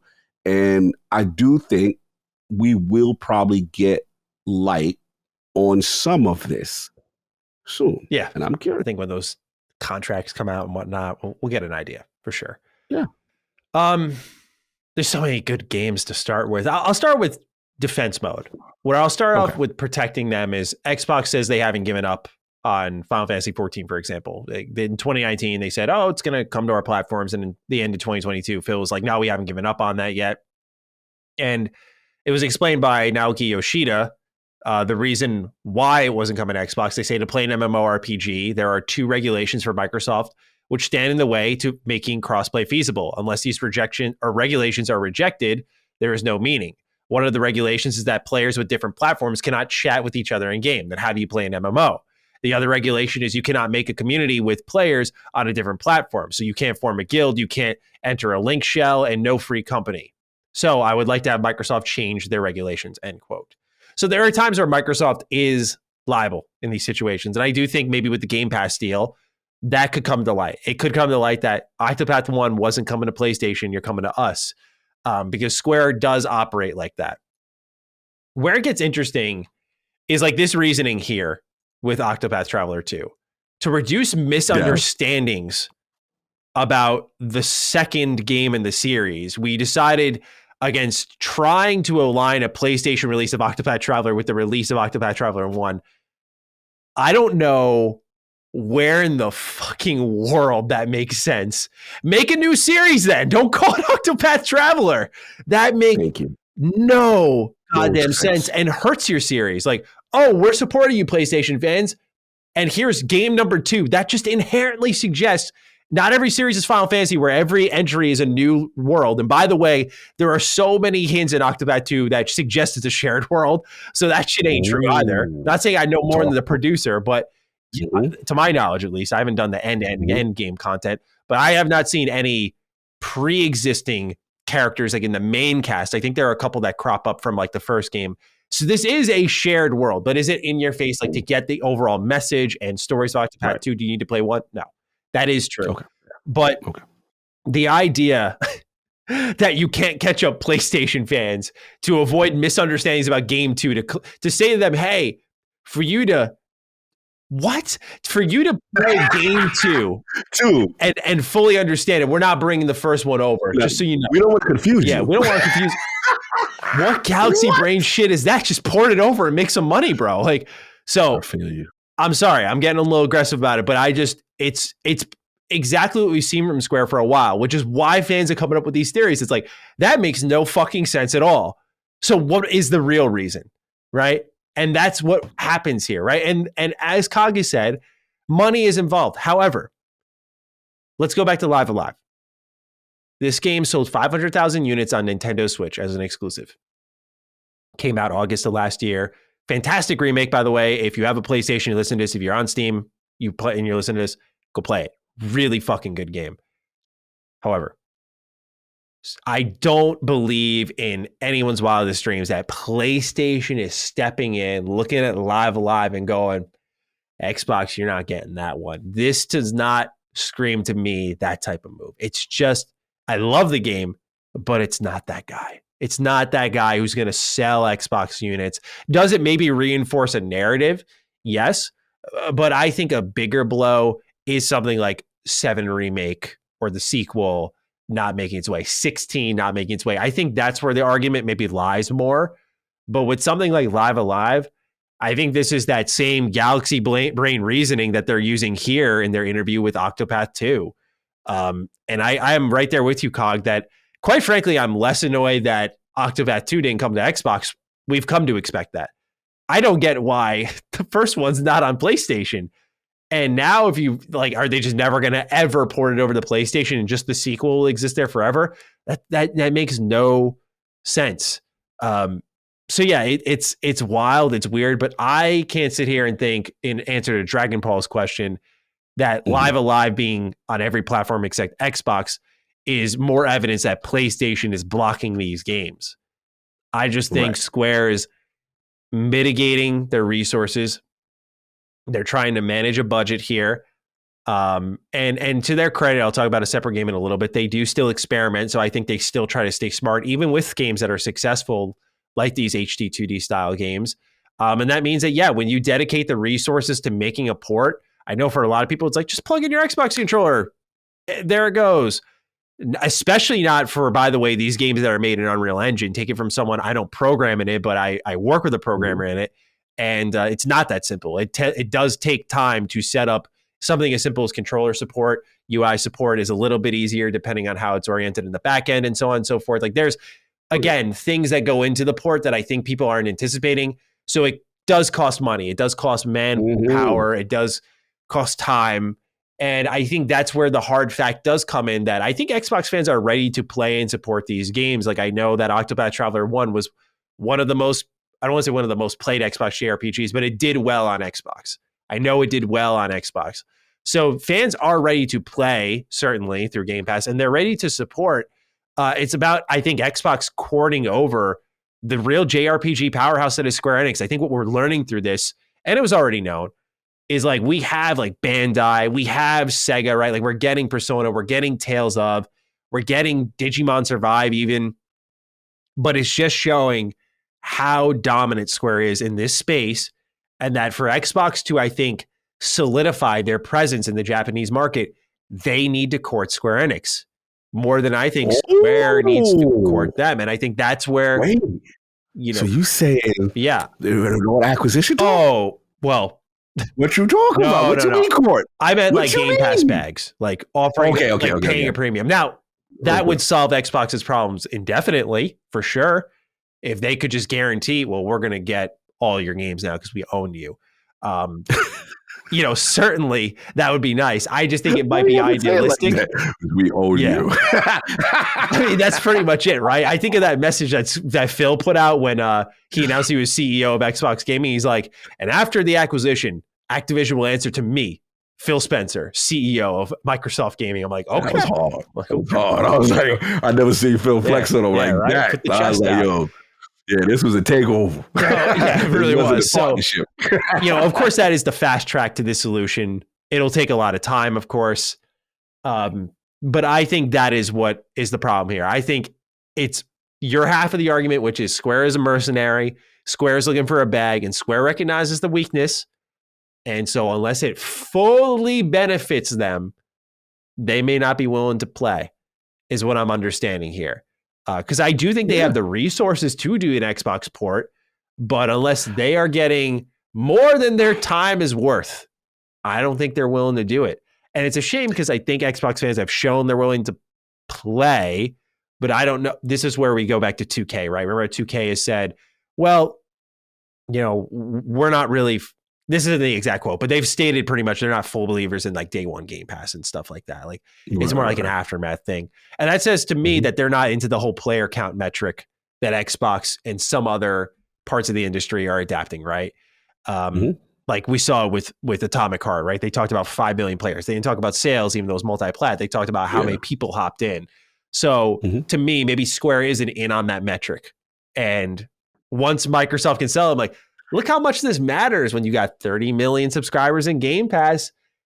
Maybe then they'll start to turn over a new leaf. But again, this is such a broad topic, so I could keep going, but I feel like I've just monopolized the time here. So please, what do you have to say? No, this is good. This is good. You got me thinking too. I'm just now coming up with a new potential theory now, which is kind of like, now the more we talk about it, right? And I do agree with your point as far as, you know, resources for making ports. You know, it's still expense, right? It's still expense.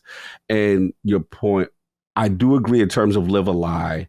If it was a PlayStation, I don't think it's a PlayStation block in there, right?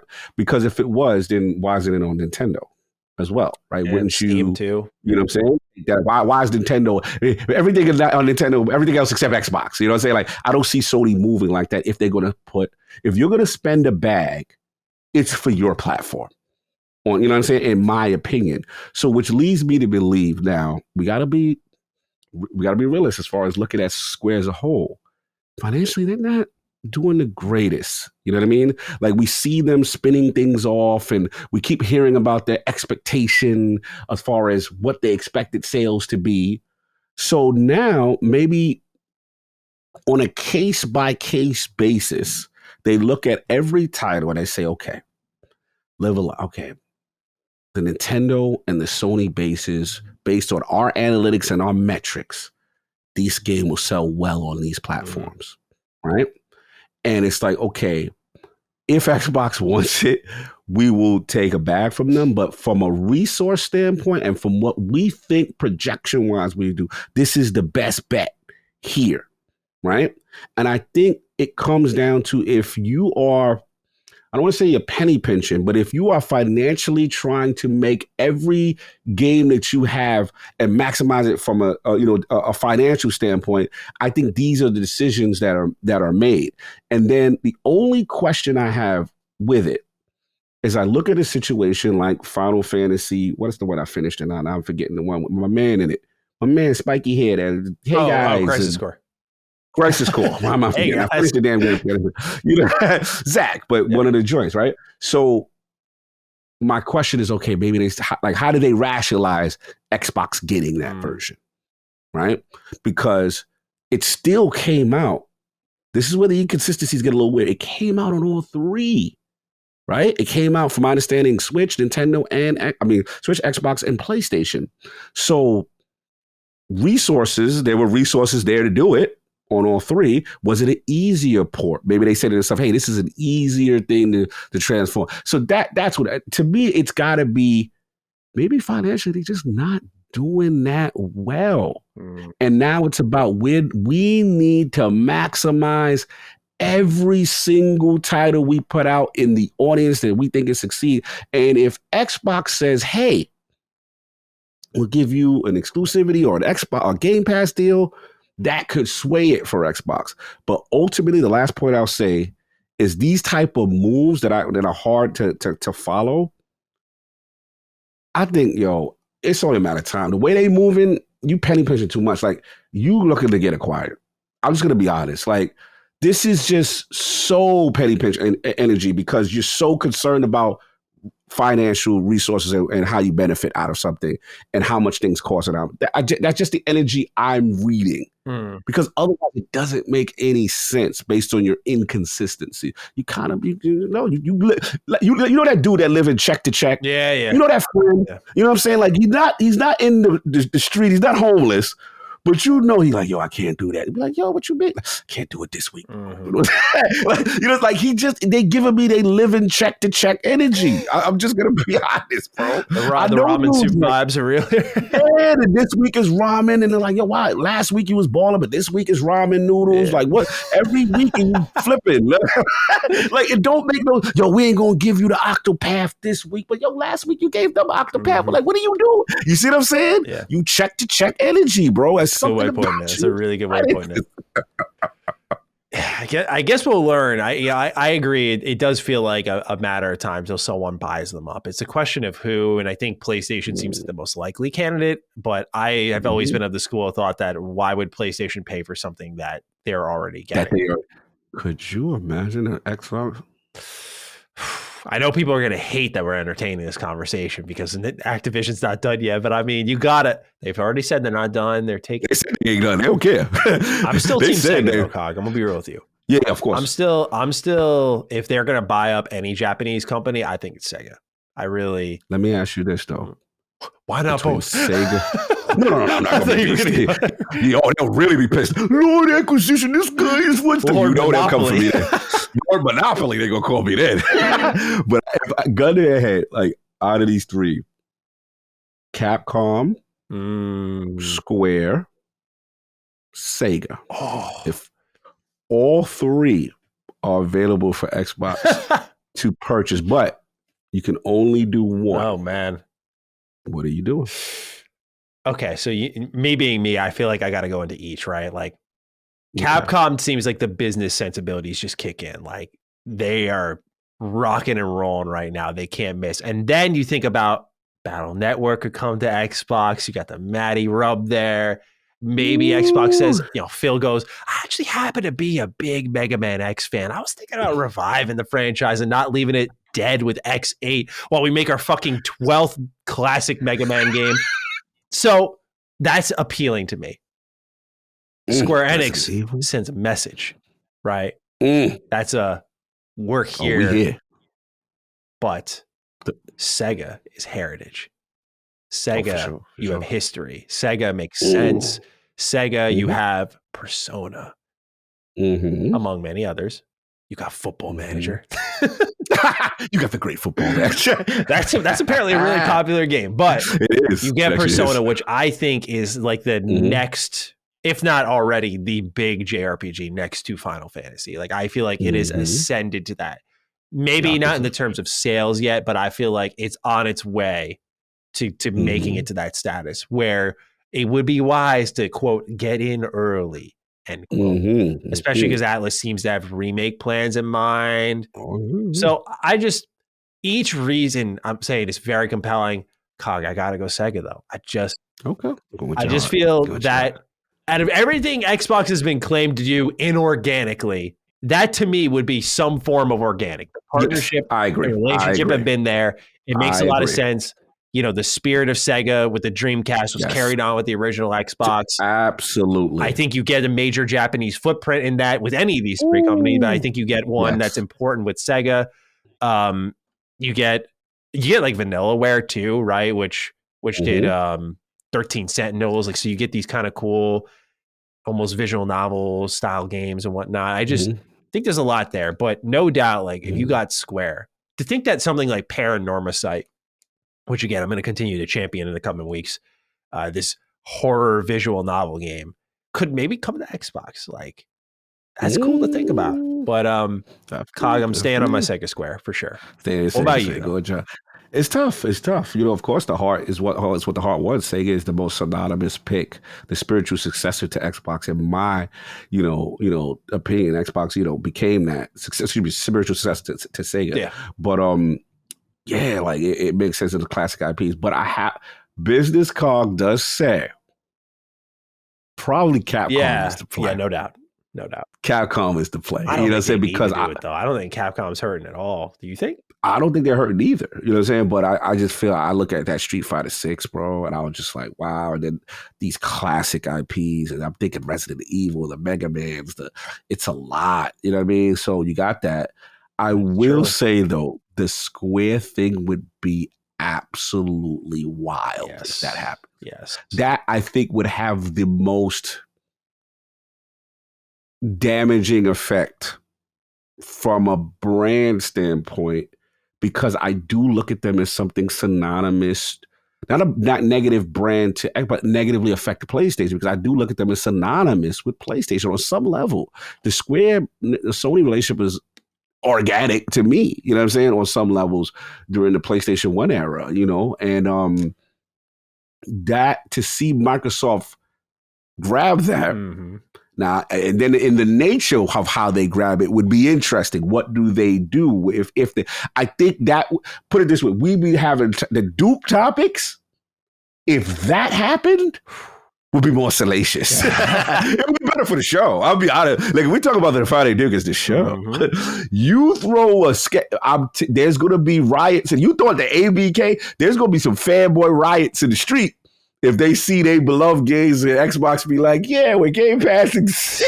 Bro, you want to talk about, I mean, Twitter would be interesting. I would be with my sipping my tea and see how people going to react to that one. Just for laughs. Of course. Just for entertainment purposes. That's all. But anyway, I digress. I just wanted to get that off. So that's what's going on with Square and our thoughts on it. I know a lot of you have written in about it. So is PlayStation blocking Xbox games? I don't think so fully. I think it's much more complex than that. But we shall see, I suppose, when the literature comes out. Yes, the books. All right, let's move on to number 2. Not Xbox news, but like, look, I got to talk about this. Insider Gaming has learned of a brand new PlayStation handheld currently codenamed Q Lite.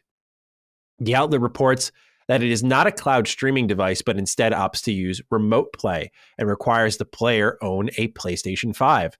The streaming goes up to 1080p 60 FPS with required connection to the internet, and the device sports an 8-inch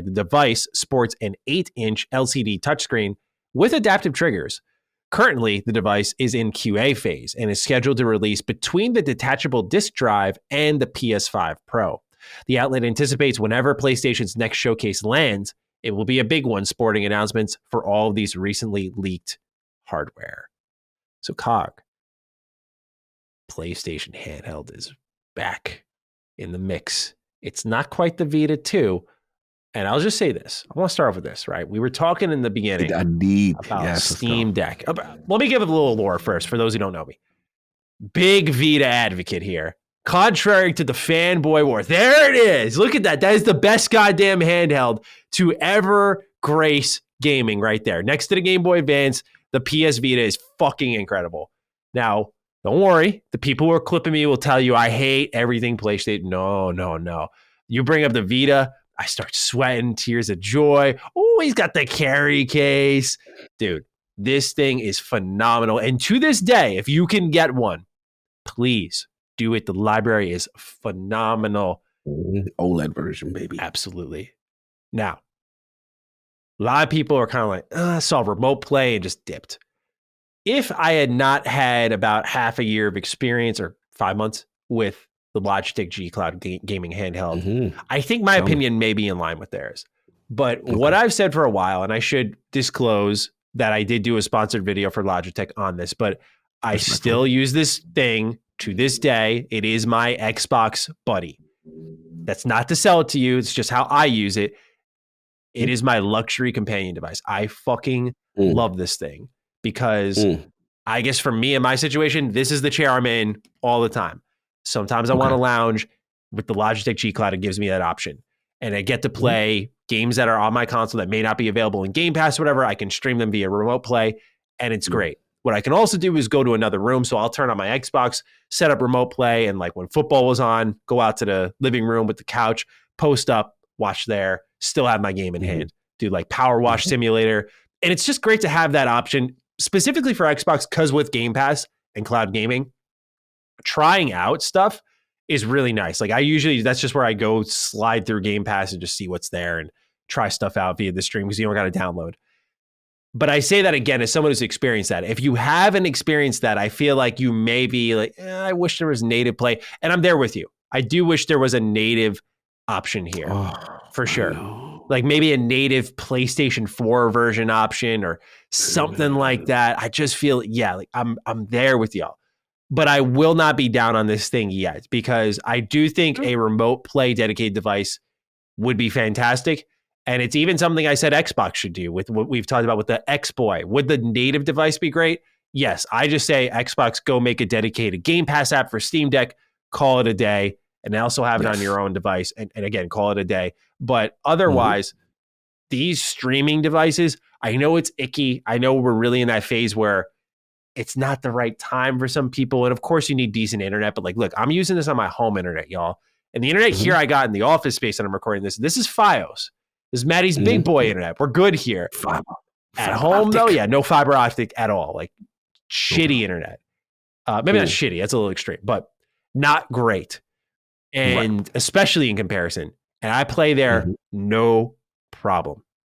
Okay.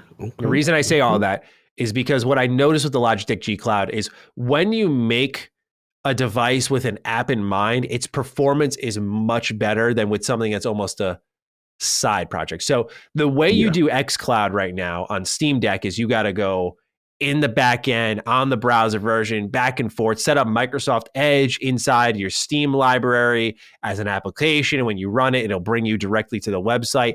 It works. But I played all of Yakuza Like a Dragon on my Steam Deck in cloud. Not all of it, some of it in cloud. I've played, I'm trying to remember, but a handful of games through there.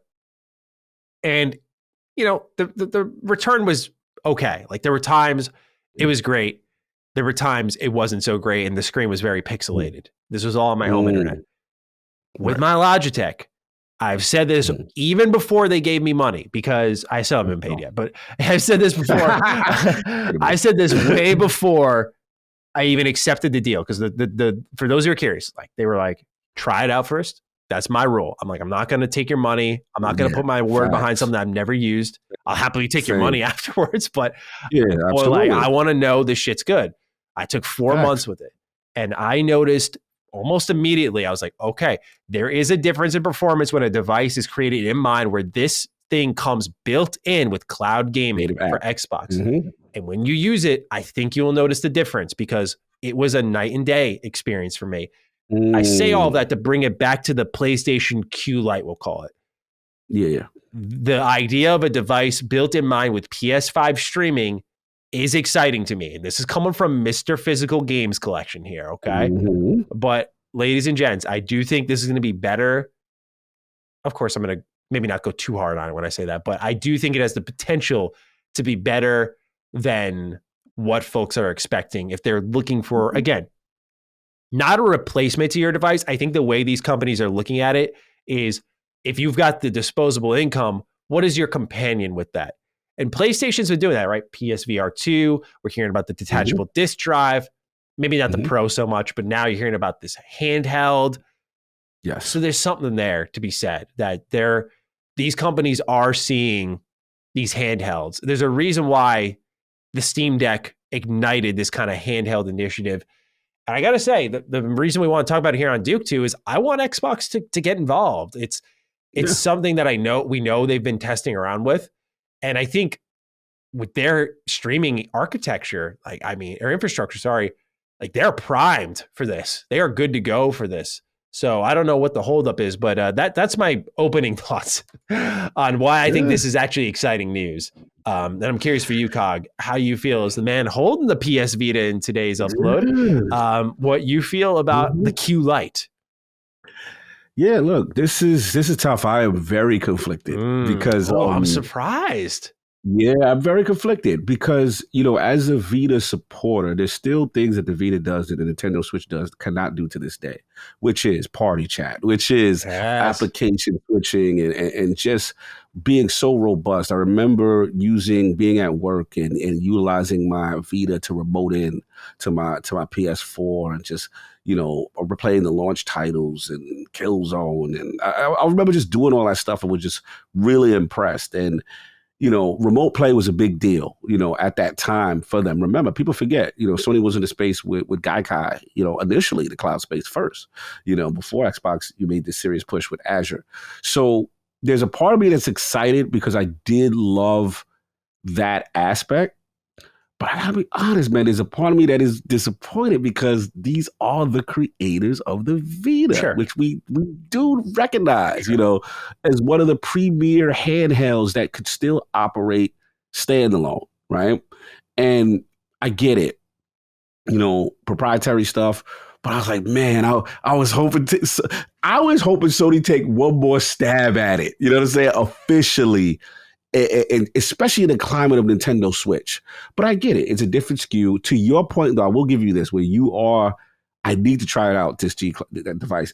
I haven't used a dedicated streaming Xbox like this Logitech G Cloud. Like, I need to see the difference because I am with you from a technical standpoint. In theory, that should perform better as a dedicated app type device as opposed to going through the back end on a browser on the Stream Deck and you got to put in programming code just to get the thing there and activate. I was frustrated. Shout out to Kai Batsu. This man is putting me through college courses just to try to get this thing operated and the instruction set to do all this.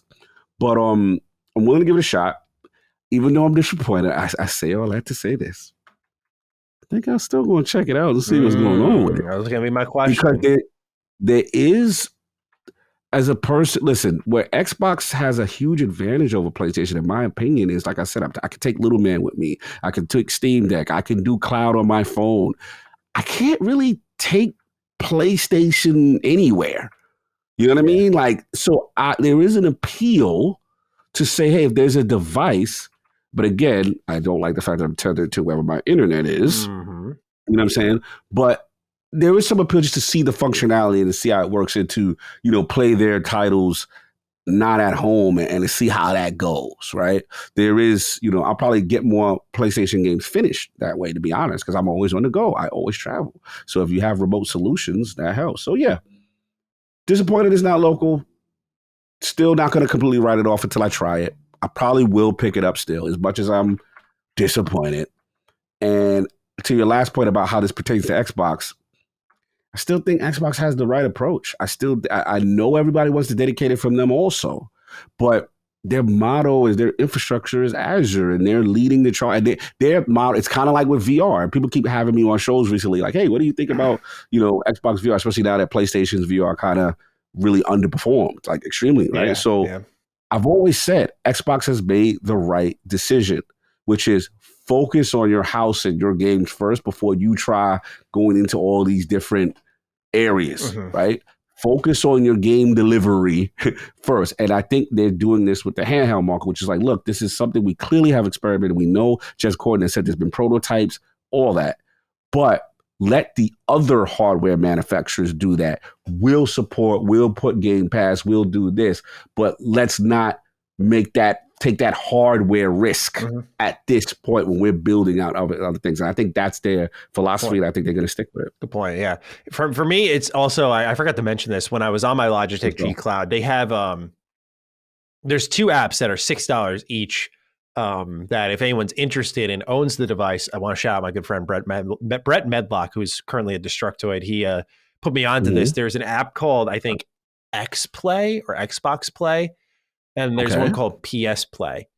Now, the one I'll talk about is the PS Play, but they are like identical apps just for respective consoles. So with the X Play app, it does something where it allows you to circumnavigate. Like there are only certain games you can remote stream on Xbox. But you could, for example, remote play a 360 game with this app, which is huge, right? That's an awesome thing to be able to do because previously you couldn't. Yeah. With PlayStation, if you wanted to play, I love the feeling of the buttons and the triggers on the Logitech. So with remote play, this PS Play app goes around and lets you do the same for that. So I actually tried Octopath 2 on it. Again, it did, by the way, bring up the idea that I was talking about previously, which is this is what happens when you get apps that are built with the device in mind, where PS Play at times did lag a little bit when I was playing Octopath 2. And so it's just, again, fortifying that feeling I have of like, well, if I can have the dedicated, we're thinking like this is the PS5 companion, like I'm all in. But no doubt about it. Like, yeah, I think you have a good idea on where Xbox should go. I could be a little hasty in my desire for one. But I think, man, like I love these companion devices. I love how handhelds have evolved. I think the Steam Deck is the perfect in between, truly, of like native and streaming content.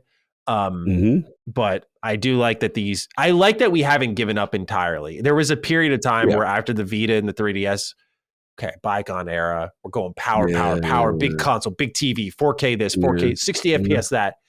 I never thought we'd get back to this point, but I think we got to thank Nintendo. I think we got to thank Valve. Right? Keep them in your Christmas card list, all right? Send them a little thank you. Yes, sir. All right. Anything else you want to say on the Q Lite, or shall we move on? We should be good. We good. All right.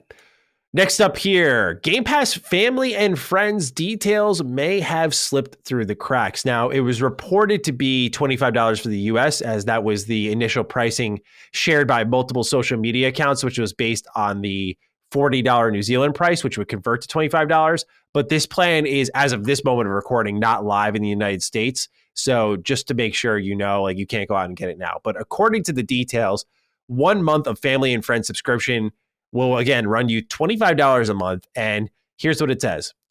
Ultimate benefits shared among 5 friends and family. Includes friends and family outside of your household. Enjoy hundreds of games together, including new releases on day one. Each account gets their own history, achievements, gamer tag, and saves. Play at the same time on console, PC, and cloud. With games added all the time, there's always something new for everyone.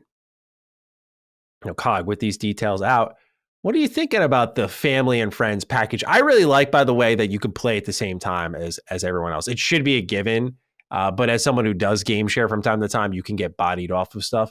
But yeah, I'm just curious what you think of this. Yeah, no, I think that it's the news is long overdue. A lot of people have been waiting for this information. We thought, it's something that it's coming. With Game Pass building out and growing to the level they are, it's only a matter of time. The question now becomes, why not the U.S. region? And for me, I think me and Sav had a discussion, it's very strategic. I think that this is the home region where, they've kind of alluded that, hey, Game Pass, we don't expect much more growth. We've kind of hit our thing. Our growth is PC. Right.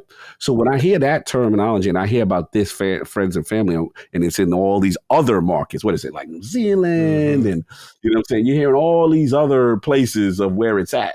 So that to me, which I think is smart, you need to grow the base in these regions that you have not had a historic footprint in. The only issue I have is they better step up their marketing in these regions, because I got people in Iceland, I got people that tell me, Cog, no one even knows about this stuff. They don't do any advertising. And I think that's to their discredit. So I think this is the way to go.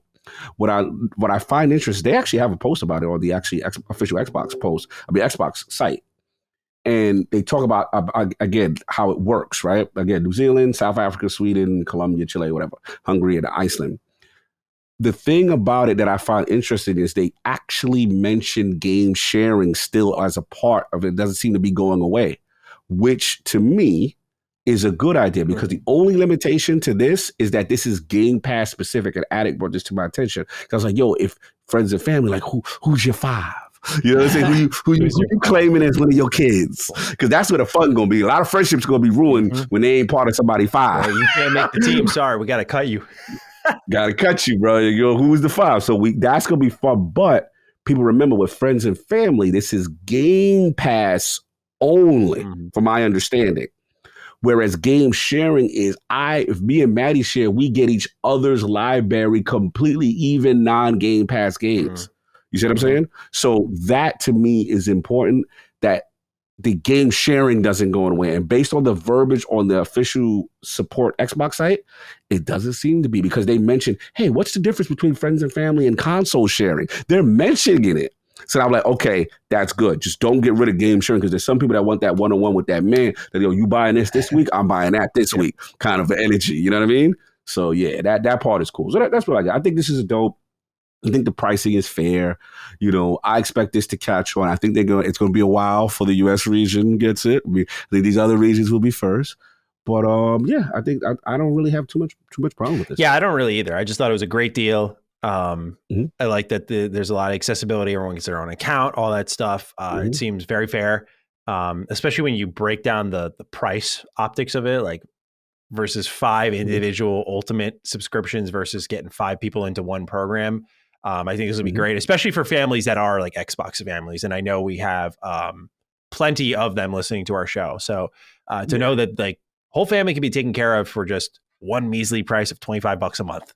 Not too bad. Yeah. Not too bad. Not too bad. Not too bad. All right. Let's move on to the next one. Number 4.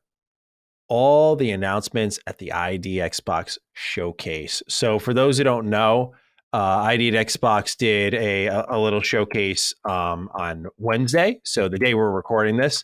But yeah, it had a decent amount. It wasn't your typical 5-hour long Twitch stream. It was instead 1-hour stream, and it showed the following games: Omega Strikers, which is coming to Xbox on April 27th. The Carters 2 Turbocharged, which is coming to Xbox in 2023. Coffee Talk Episode 2, which is coming to Xbox on April 20th. Homestead Arcana, which had a pretty extensive showing, is coming to Xbox Game Pass on April 21st. Closer the Distance just said it was coming soon to Xbox and PC. The Explorator is coming to Xbox and PC. Little Guardsman is coming to Xbox and PC. Cabaret got a new story trailer. There was more gameplay shown off of the last case of Benedict Fox. And to, I imagine, Phil Spencer's pleasure, there was a lot shown off for the second expansion for Vampire Survivors called The Tides of the Foscari, which is dropping on April 13th. So a pretty strong presence there for Vampire Survivors, which has new content coming soon. Now, first thing, of course, with these showcases, Cog, was anything here that you liked, stood out to you? Did you get to check them out? Well, I was so busy. I didn't get a chance to catch everything. But the one, I believe, Homestead Arcana, and then there is, the Explorador. Yeah. That one looked really, really cool. I get a lot of feedback from my writers as well. And like, hey, that looks cool. So that's the one for me. I'm always last case of Benedict Fox kind of energy. That was definitely I'd say the head and shoulders above the rest. Yeah. Yes. They showed off a lot of Homestead Arcana. I was like, oh, this looks like early footage. This looks kind of cute. And they're like, it's coming out soon. I'm like, oh boy. Like it looked kind of frame droppy, kind of rough. Oh, a framey. A little bit. For me, it was Little Guardsman. I thought, I'm not usually a point and click adventure guy. Funny enough, I'm talking about the murder of Sonic the Hedgehog, but this is what fanship does to you. But it opened me up a little bit. This one just looked cool. Like the art style looked great. The concept of them taking from the 90s Lucasfilm classics seemed pretty nice. I know Lockmort, I can hear him right now. He's been telling me for the longest time to do Return to Monkey Island on Retro Rebound. He was always like, I mean, he does it as a joke now because he knows I'm not going to do it. Because I'm like, bro, like I put out some videos that I know are going to flop. I was like, that is going to flop. I was like, I know my audience. I was like, no one cares about my thoughts on that. No guy brush street. But yeah, I can hear him now when I talk about point and click I like. But the Little Guardsmen actually look pretty cool. Vampire Survivors, I still got to give it a try. I looked at. What is it with you? You're resisting. I'm noticing. I am, because I look at it and that internal part of me, I'm just like, I don't fucking get it. I'm just like, what do you like? Like what? Like what is this? Oh, the level up bars, a little rainbow color now. Your fucking endorphins are rushing now. You're all excited. Give me a break. Come on now. We'll play a real RPG. Don't tell that to Phil, bro. They hit me with the S plus energy. How dare you besmirch this game? I'm telling you. I know. You got to try it. Got the 100%. You got to try it. Come in there with Deathloop energy. You're going to make you do it. Come in there with that Deathloop magic. Like, I need to see why this is game of the year. And if you come in there with that energy, it's going to help you. And then you're going to be like, all right. Oh, I'm going to bend the knee. I'm not saying you're going to bend the knee completely, but I'm just saying, come in there with your defiant energy. I think it will help you, because that's how I came in there. Because, bro, I'm with you. I looked at it. I'm like, what are these dudes talking about? Yeah. Like, oh, I'm looking. And I had to throw it on. When I threw it on, I'm like, okay, I get it. I get it. Now, I'm still not with Phil in them, because I told Phil's face, like, what you mean, Cog? Like, they were mad. I told you they were mad at me. Them Todd, they were looking at me like I was crazy. They saw him jump. Wait, you telling me Todd's in on this too? Is that what you said? Todd was there. Yeah, they all looking at me like, why don't you like it? And I'm just like, I'm not saying I don't like it. I just feel it's good. I didn't feel it was Game of the Year S tier ranking the way they had it on IOP. And they lambasted me for this. They were like, no, because I guess I don't have the hours. And I didn't want to fight anymore. I'm like, look, I will bend the knee if I don't have like super long hours and something to make that definitive conclusion. So I'm like, all right, I'm going to be quiet for now. I'm just saying, for what I had played. Watch out for the comeback. Yeah, you know what I'm saying? But that's what I'm going to get back into. But yeah, we'll see what's going on with that. But I need you to play this, because we kind of in the same pocket. I want to know, well, does it move Maddie? You know what I'm saying? Does Maddie say, yo, no car? Because if you say you like it, then I'm going to be like, okay, you know what? That's because I know the energy you got towards it right now is the same energy I had, which was like. But what if I come out of this? Let's just say on the off chance I come out of this, I'm like, nah, don't get it. I don't want to play a game that plays itself. I'm okay. What happens then? I'll be good with that. I would be good to hear you, because I know your review style. You're going to systematically pick it apart on what it do wrong. And if it doing something wrong. I sound so pretentious and annoying. This is, sometimes I need some contrarian Maddie energy. Okay. Sometimes you have that, but you defend it well. So I need to know, is it a death loop situation, or is it like, nah, Cog, stick with it, bro. It is Danganronpa energy. Yeah, you know what I'm saying? Like, bust out the Logitech G Cloud and see how it rolls. Yeah, just bust out I will say that it is a quick jump off. It's a quick, it ain't. I'll do it. I'll do it tonight. Very quick. Is it xCloud? Does it work in xCloud? Yeah, I think it's xCloud. Yeah, it's getting past xCloud. Yeah, bro. Yeah, we'll give it a shot. Just try. I need to know what you think about this game. Because didn't Rand also 100% this one? Mad people. So, like, again, I'm always not Rand. Bro, this game is people are raving, and they're like, King do it too? This is the one. Oh, King loves it. Not King. No. King loves. Bro, this is how the fight started. We had shout out to Attic. We did a tier ranking for the games I think that came out that year, right? And it was like, King hating on God of War. He put it in, shit. Bro, we got killed by our fan base. Put it in like the B tier. People were like, fear. I'm like, bro, we had a system.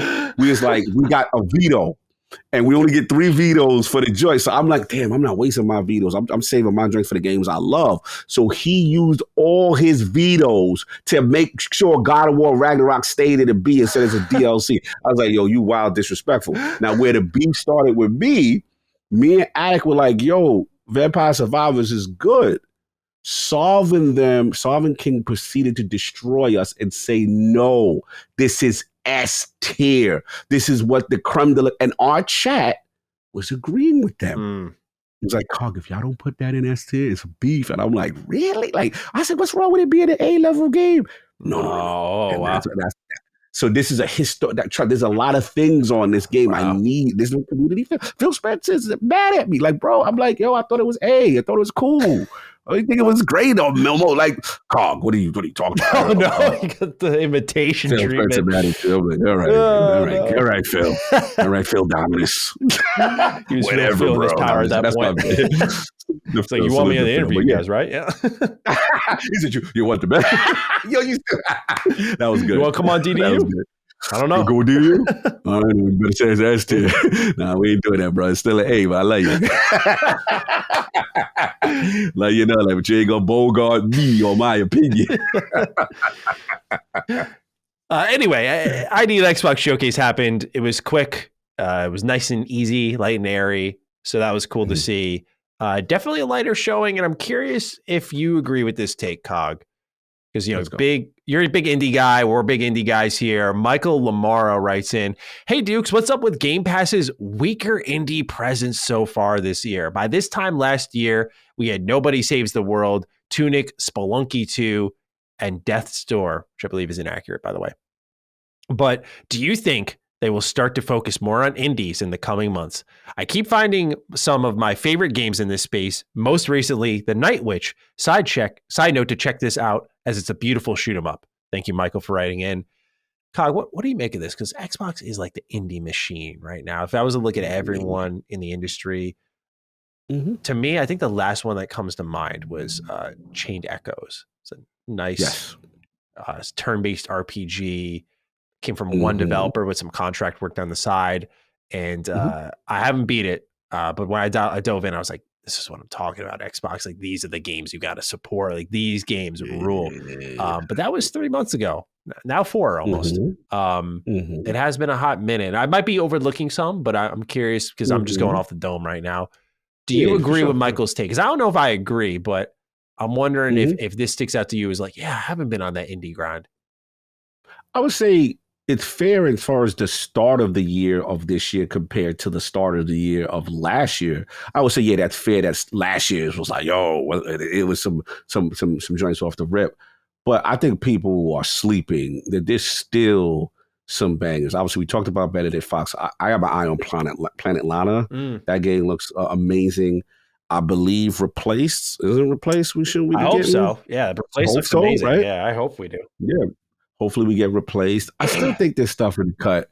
The year's still young. I'm not worried about them. They've been fairly consistent. Now, will it compare to class of 2022, you know, indies versus 2023? Well, that remains to be seen. But I still think there are stuff coming for this year that we're going to be excited about, no doubt. Yeah. Yeah. I'm looking through a release list right now, and I'm not seeing anything. I think the big surprise has been like the smaller titles from big companies like a Hi-Fi Rush, like Sonic, the Murder of Sonic, like big names, but small games almost. Yes. And I would say I had a negative way for those who are wondering, like Hi-Fi Rush is a small game, but it's not like your typical AAA production that you've seen from Tango. So that's kind of, to me, been like the fire for this year. But I'm looking now, and Valheim, I guess, maybe. Chia came out on PlayStation. I haven't checked that out. Yes. Cool. Look cool. There's pretty small selection in the scheme of things. I wanted to check out Terra Nil as well. That one looked pretty cool. But yes, I definitely think the pickings have been more slim, but I'm with you, Cog. I'm on the team of we're taking it slow. See where it goes. And we still got the showcases. We still got stuff that, you know, I'm expecting we're going to see a lot of indie stuff sprinkled in between. Yeah, no doubt about it. I mean, didn't Phil say, like, you know, more GoldenEye level surprises? And my prediction is still Silk Song is going to be one of those. Ooh. So I think I'm starting to think, little galaxy brain theory, I'm starting to think when we hear about it next, it's coming out. I think that's what. Yes, I think I feel like it's that's out the today. natural progression. You don't got to wait anymore. I think that's why. So we'll see. Yeah. But last little bit of news here, and then we'll talk about our Game Pass pick of the week. Coming soon to Xbox Game Pass. Again, light batch, but I think the quality's high. April 4th, for all of you fucking Vampire Survivor fans out there, you want another game that's going to play itself, here you go. Loop Hero, console and PC Game Pass. So it's out now. Go ahead, check it out. You only got to pick up the controller. April 6th, Iron Brigade, console and cloud Game Pass. April 12th, the contract has been torn in half. Xbox brings out Ghostwire Tokyo to console, PC, and cloud. But you do that.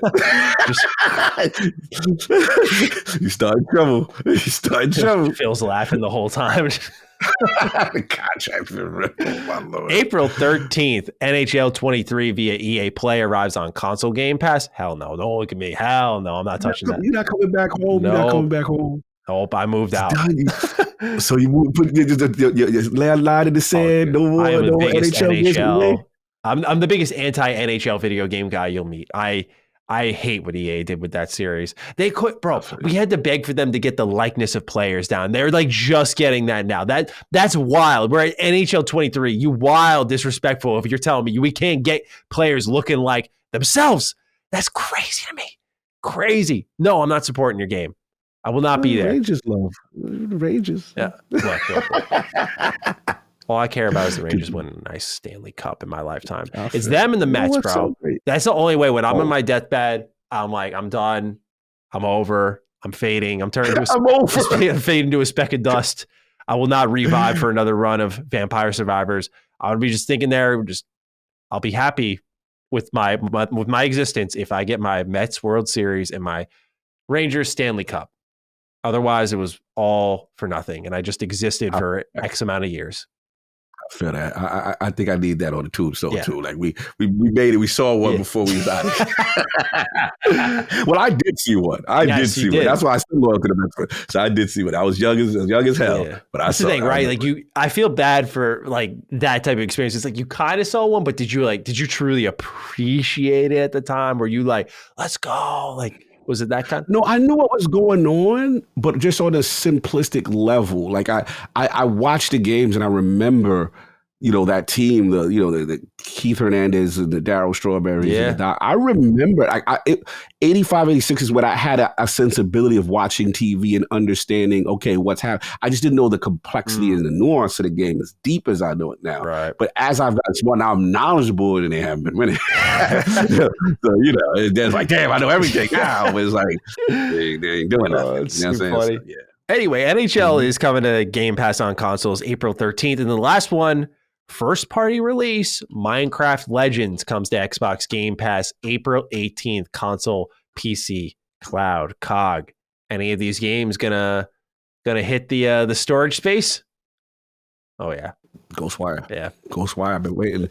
Actually, shout out Colin. He's the one that kind of got me excited about it. I was surprised to see how much he took to it and he really enjoyed it. So yeah, I was one of those ones. I'm like, yep, let's see what's going on there.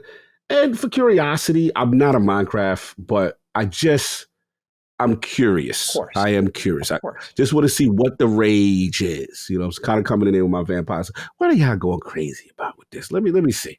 Just to see. Yeah, I'm the same way. Same exact way. I definitely want to check out Ghostwire, although I'm not going to make that promise because, like I mentioned at the start of the show, there's a couple of games I'm looking to review. So sure. I always have to plan that out. Like I might get this code at any point, and if I do, I got to bounce, right? So I know Ghostwire is a game that I've been like wanting to play. I bought it physically on PS5, and that's like gross of me. I usually am not that guy, but I bought it physically, and I didn't touch it for a full year now. I'm just like, wow, I'm just disappointed in myself.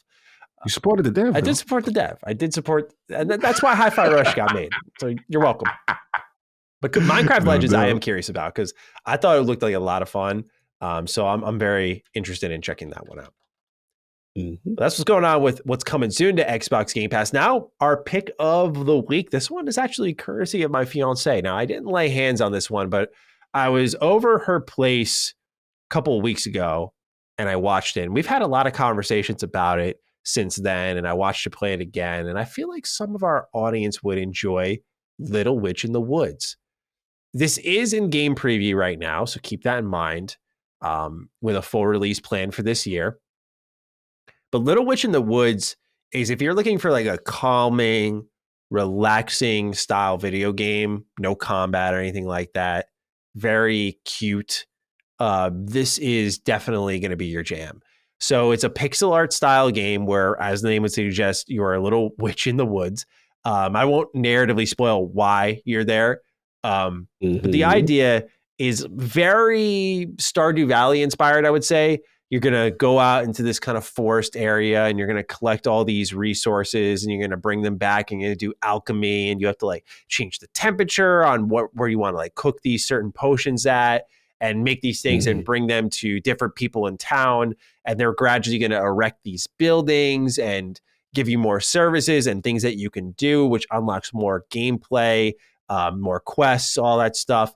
And as I'm watching her, I'm like, at first when I saw it, kind of arms folded energy is what I call it. I'm like leaning back on the couch. I'm like, what is this, man? What am I watching right now? This is an Octopath.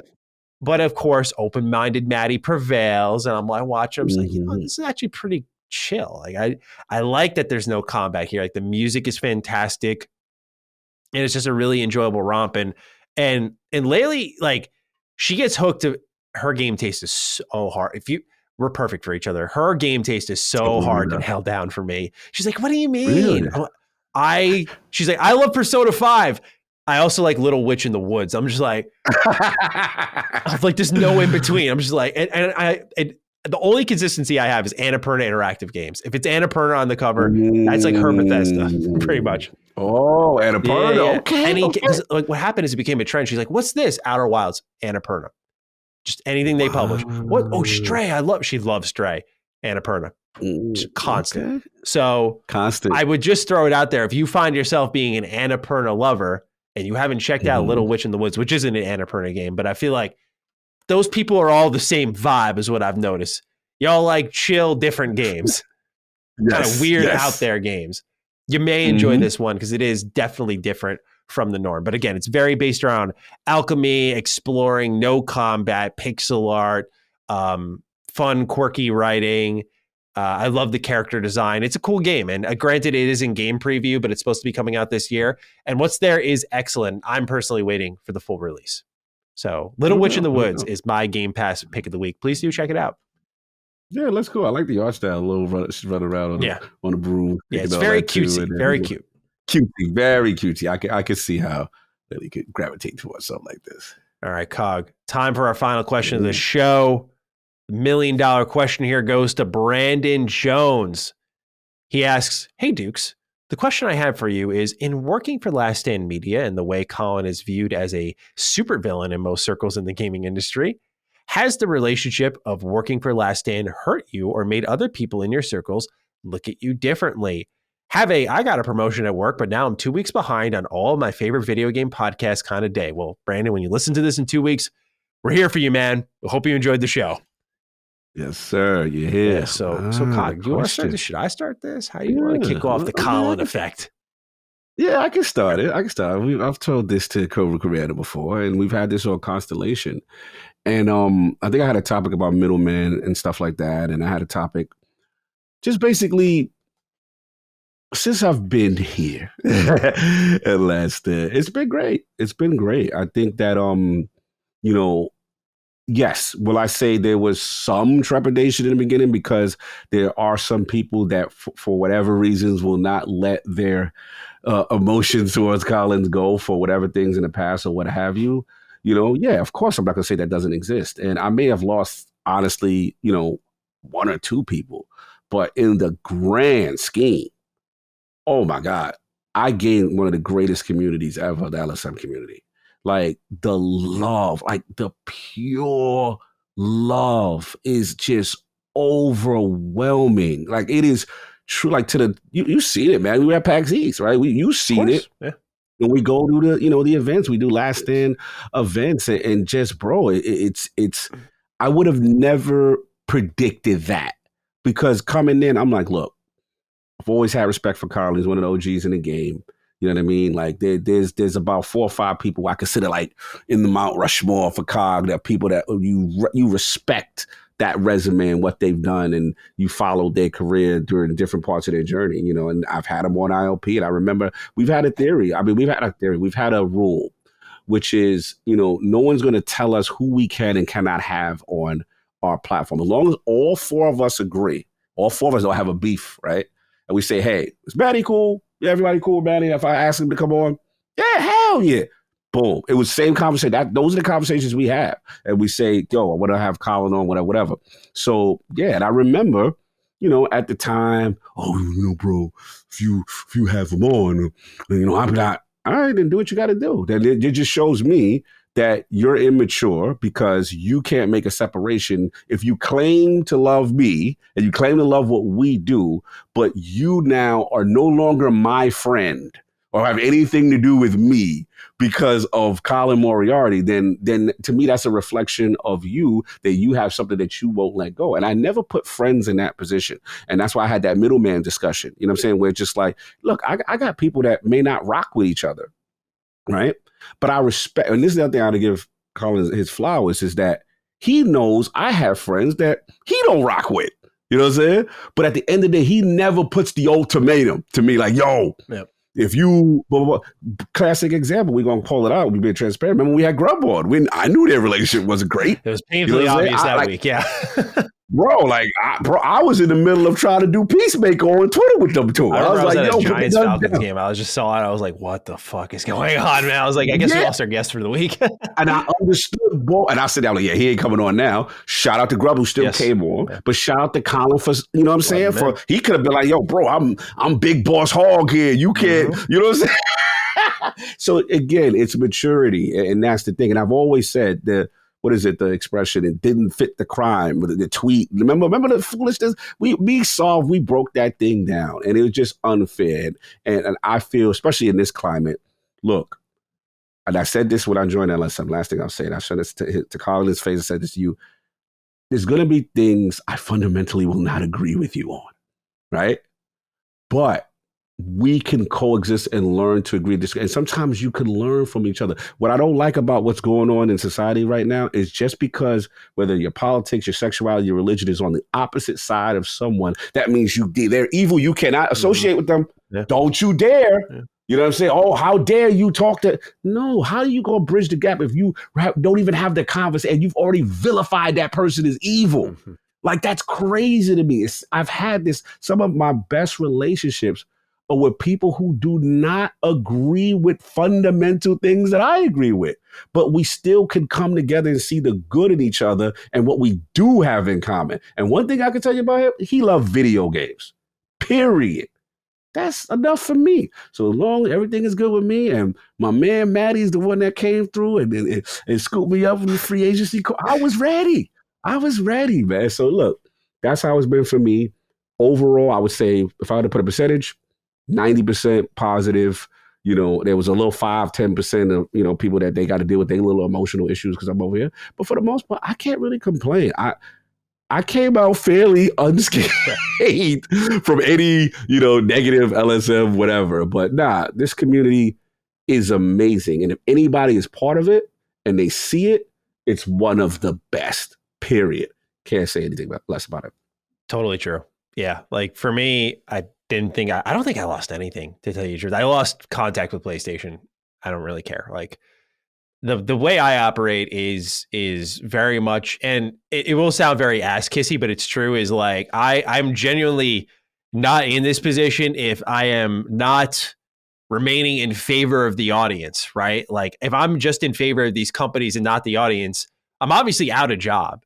But more importantly is like I prefer much more interacting with my audience, getting them involved in my content, getting feedback from them, and having that positive relationship. And as long as that just continues to go forward, like I don't care, right? So like for me, when I joined LSM, it was just more of that love, that support, that means the world. And so I was thrilled when I joined. I to my knowledge, haven't lost anything. There was a couple of people so far, like DDU has been the toughest part for me.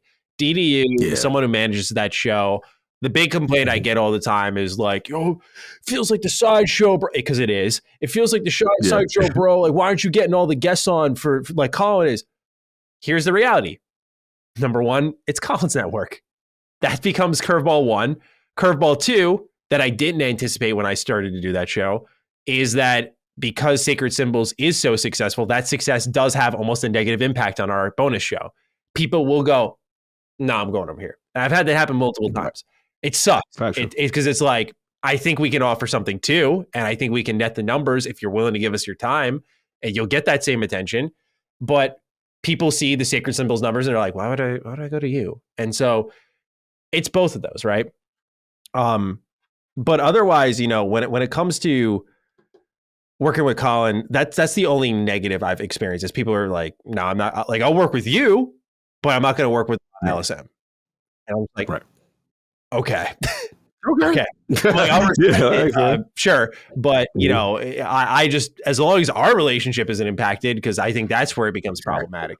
So yeah, like I've managed to remain unscathed from that. If anything, I noticed once I joined LSM, and I don't do this for recognition by any means, and I'm sure most people who watch me know this, but I do it because I love games and I want to leave my legacy. That's, call that self-aggrandizing all you want, but like that's my goal. Is like I want to walk out and someone says like he was one of the best to ever do it. Like that's the goal, right?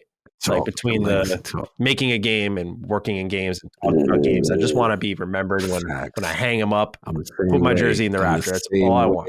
So hopefully I can get there one day. But what I did notice when I started to work at LSM were, we'll say, more industry mutuals recognized my existence, which was cool. But like, again, I don't mean this to be push offish. Like, that's not what I'm here for. I'm happy to make friends with anybody. But that's what I'm trying to say is, to Brandon's question, is I noticed only positives. Even let's address the elephant in the room, the Kind of Funny guys.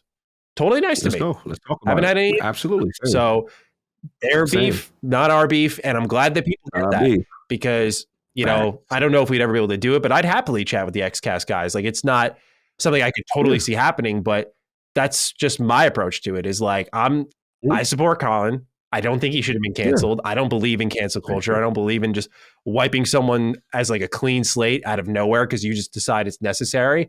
But as long as our working relationship isn't impacted, as it shouldn't be, then we're good. But I'm with you. I don't like where we've progressed that, like, sometimes the internet's just moody and like people try to cancel folks just because that's the mood of the day. Like, if you've ever noticed, like, if you get a lot of like-minded people in the same room, they all start saying the same shit. And I've noticed that, like, some days, like, one person will say something negative, and another person will follow it up, like in a comment section, and it'll just become this like gradual rolling snowball effect. And I just feel it can spiral out of control too quickly because there's no accountability on the internet at all. And so people try to take matters into their own hands. And I think as long as you say you're not going to cancel me, you can't get canceled. But that's how I didn't really have any worries joining. Like, when I started this all up, there was not that like, should I do this? What am I risking? I'm like, what am I losing by not doing this, really? Because I feel like I'm losing my morals by saying, no, I'm going to protect myself by not joining us. It's like, no, because these are my beliefs. And like, by joining, I think there's like almost a silent oath you make when you join LSM, which is almost like, what's the silent oath? What's the blood ritual? Yeah, because I almost view it as almost like when you join LSM, you're kind of saying like no to cancel culture, pretty much. Like, I think that's a pretty like a clear message being sent. Okay. So I feel like that's like the jersey you're repping for the team. Okay, I see where you're going with that. I think to some extent that is fair, but I also think that I want to give us credit now. The Dukes. People, let's just say, for example, someone just doesn't like Colin for whatever reason, right? But I've also seen the opposite effect where people are like, yo, but for the Dukes, though, I got love for y'all too. So y'all good dudes, you know what I'm saying? I may not rock with, but you guys, I'm worth to give a listen. And I've even heard, you know what? I don't even agree with Colin in the past or whatever, but you know what? I respect it when he came on and we've done the crossovers or whatever. You know what I'm saying? I've seen that too. So it's about bridging the gap. You know what I'm saying? It's about bridging the gap. We got to, a lot of this gang warfare stuff from old stuff, people that were around and I'm not privy to is holding on to. And that's fine. But at the end of the day, look, I'm here to talk games. I'm here to do what we do best. And the working relationship here has been, for the most part, fantastic. I've been respected. I've been treated well. And that to me is what matters. And all of the other stuff, I don't really let that get to me. And to me, it's just a reflection of the person and them not wanting to let something else go that they're holding on to, you know what I'm saying? And to me, this is about video games, guys. Like we really beefing over video games. Like this is what we really doing. There's real things going on in the world, but we going out and we not talking to grown men because of video games. Cut it out. Yeah, I think most people, unfortunately, would actually I know it's idealistic to think everyone would get along, but I think most people who beef with each other online would actually get along if they gave themselves the time to chat, which is why I get kind of annoyed when people are like, nah, like you're with Colin. I'm like, what? It's weird, but it doesn't happen often at all. Like maybe once or twice a year at most, and it's fine. Like I don't take it personally. And again, back to really Cog's starting point is to me what matters, and is we gain the fantastic, loving, loyal audience, and that's a bigger gain than anything, because I'll actually meet you guys and gals and shake your hand and give you hugs and thank you for listening. And you do have an impact on my life. I don't care if X, Y, and Z fucking dislikes me online or whoever. Like, I'm not into internet beef, so you can pretend that exists. I don't, because I don't live in that world. I just, as Cog said, it's about video games to me. So what am I doing out here? I'm not talking about anything else but games. And so, like, y'all have the impact. Y'all are what matter. And so, to me, like, people could come out and be like, I actually don't like Maddie. I think he sucks. I'll be like, okay, that's great. Like, I don't fucking care what you think. Does my audience like me? Am I being authentic to myself? Do they think I'm great? Not that they gotta kiss my ass, but do they approve of me and my behavior and my actions and my past and my history? That's what matters. And so, as long as I'm in line with them, I want to say I don't care, but like it's really hard for me to find a reason to care. Bro, last point, I know we go along, but the thing that really, you just nailed it. What really resonates too is like, I'll get some of the most coolest DMs, or like, yo, bro, like I just came across you guys, and you know, now that you're over there, and like real friendships and people that come up to us. And I don't want to get into names, because if I do the names now, I'm gonna forget people, and I don't want to do that. But y'all know who y'all are, all of y'all, because I talk to you all the time, and the creative things you guys do on Twitter, and I see the hashtags. And I say, bro, you see it. That's a different level of love, and I appreciate that. I truly do, because you know I'm the new guy. You know, I was the latest acquisition, so to speak. And I, you know, there's always going to be a concern when you know how it's going to work when you come on. But nah, man, it's been love. So yeah, overall, net positive. Yeah, 100%. And I thought I had one more thing to say, but it's escaping me. So I guess that's got to be it for me. It's probably a sign I got to wrap it up. Cut you off. I remember they threatened me. They're like, yeah, you better be careful, because your contacts might be. I literally put co-host of Define and Duke on my signature to test PR. Where you at with it? Cut me off to cancel. Let's see. Because I want to know quickly. All of the ones that people told me, the relationship did not change. So that's a testament that, yo, we could make that separation, even if there was some tension. You still, you know what I mean? Like, I respect that. I think a lot of people underestimate I'm going to sound like a Sith Lord if I say it that way. I was going to say the power of LSM, but what I mean by that is like, I remember when I started LSM in 2021, really, with Defining Duke.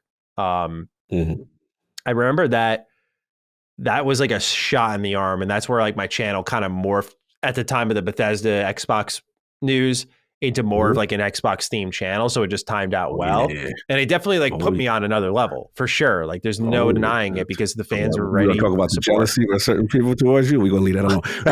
I don't think so, because I still don't think I know. Oh, no, I know so. I know so. You know people are jealous of me? We talking to, you know, this dude. Really? That's surprising to hear. Oh, that's surprising to hear. I heard this stuff. Like, this dude wasn't the pure Xbox guy. He was in the trenches. I'm like, so that don't count that Bethesda games are his favorite games? And I didn't know that. That's funny. Platform. Oh, yeah, I've heard this talk. You know, I like your man, but you know, he wasn't there. I don't pretend to be there. I went where the games were. I played PlayStation 4. You can give me the smoke all you want. I didn't choose to suffer. Sorry. I respect, but I had to check him, because I'm like, bro, do you realize that 360 was the place to play Bethesda? You do realize that this man's whole essence was there. They was like, yeah, but okay, I see that, but I'm just saying.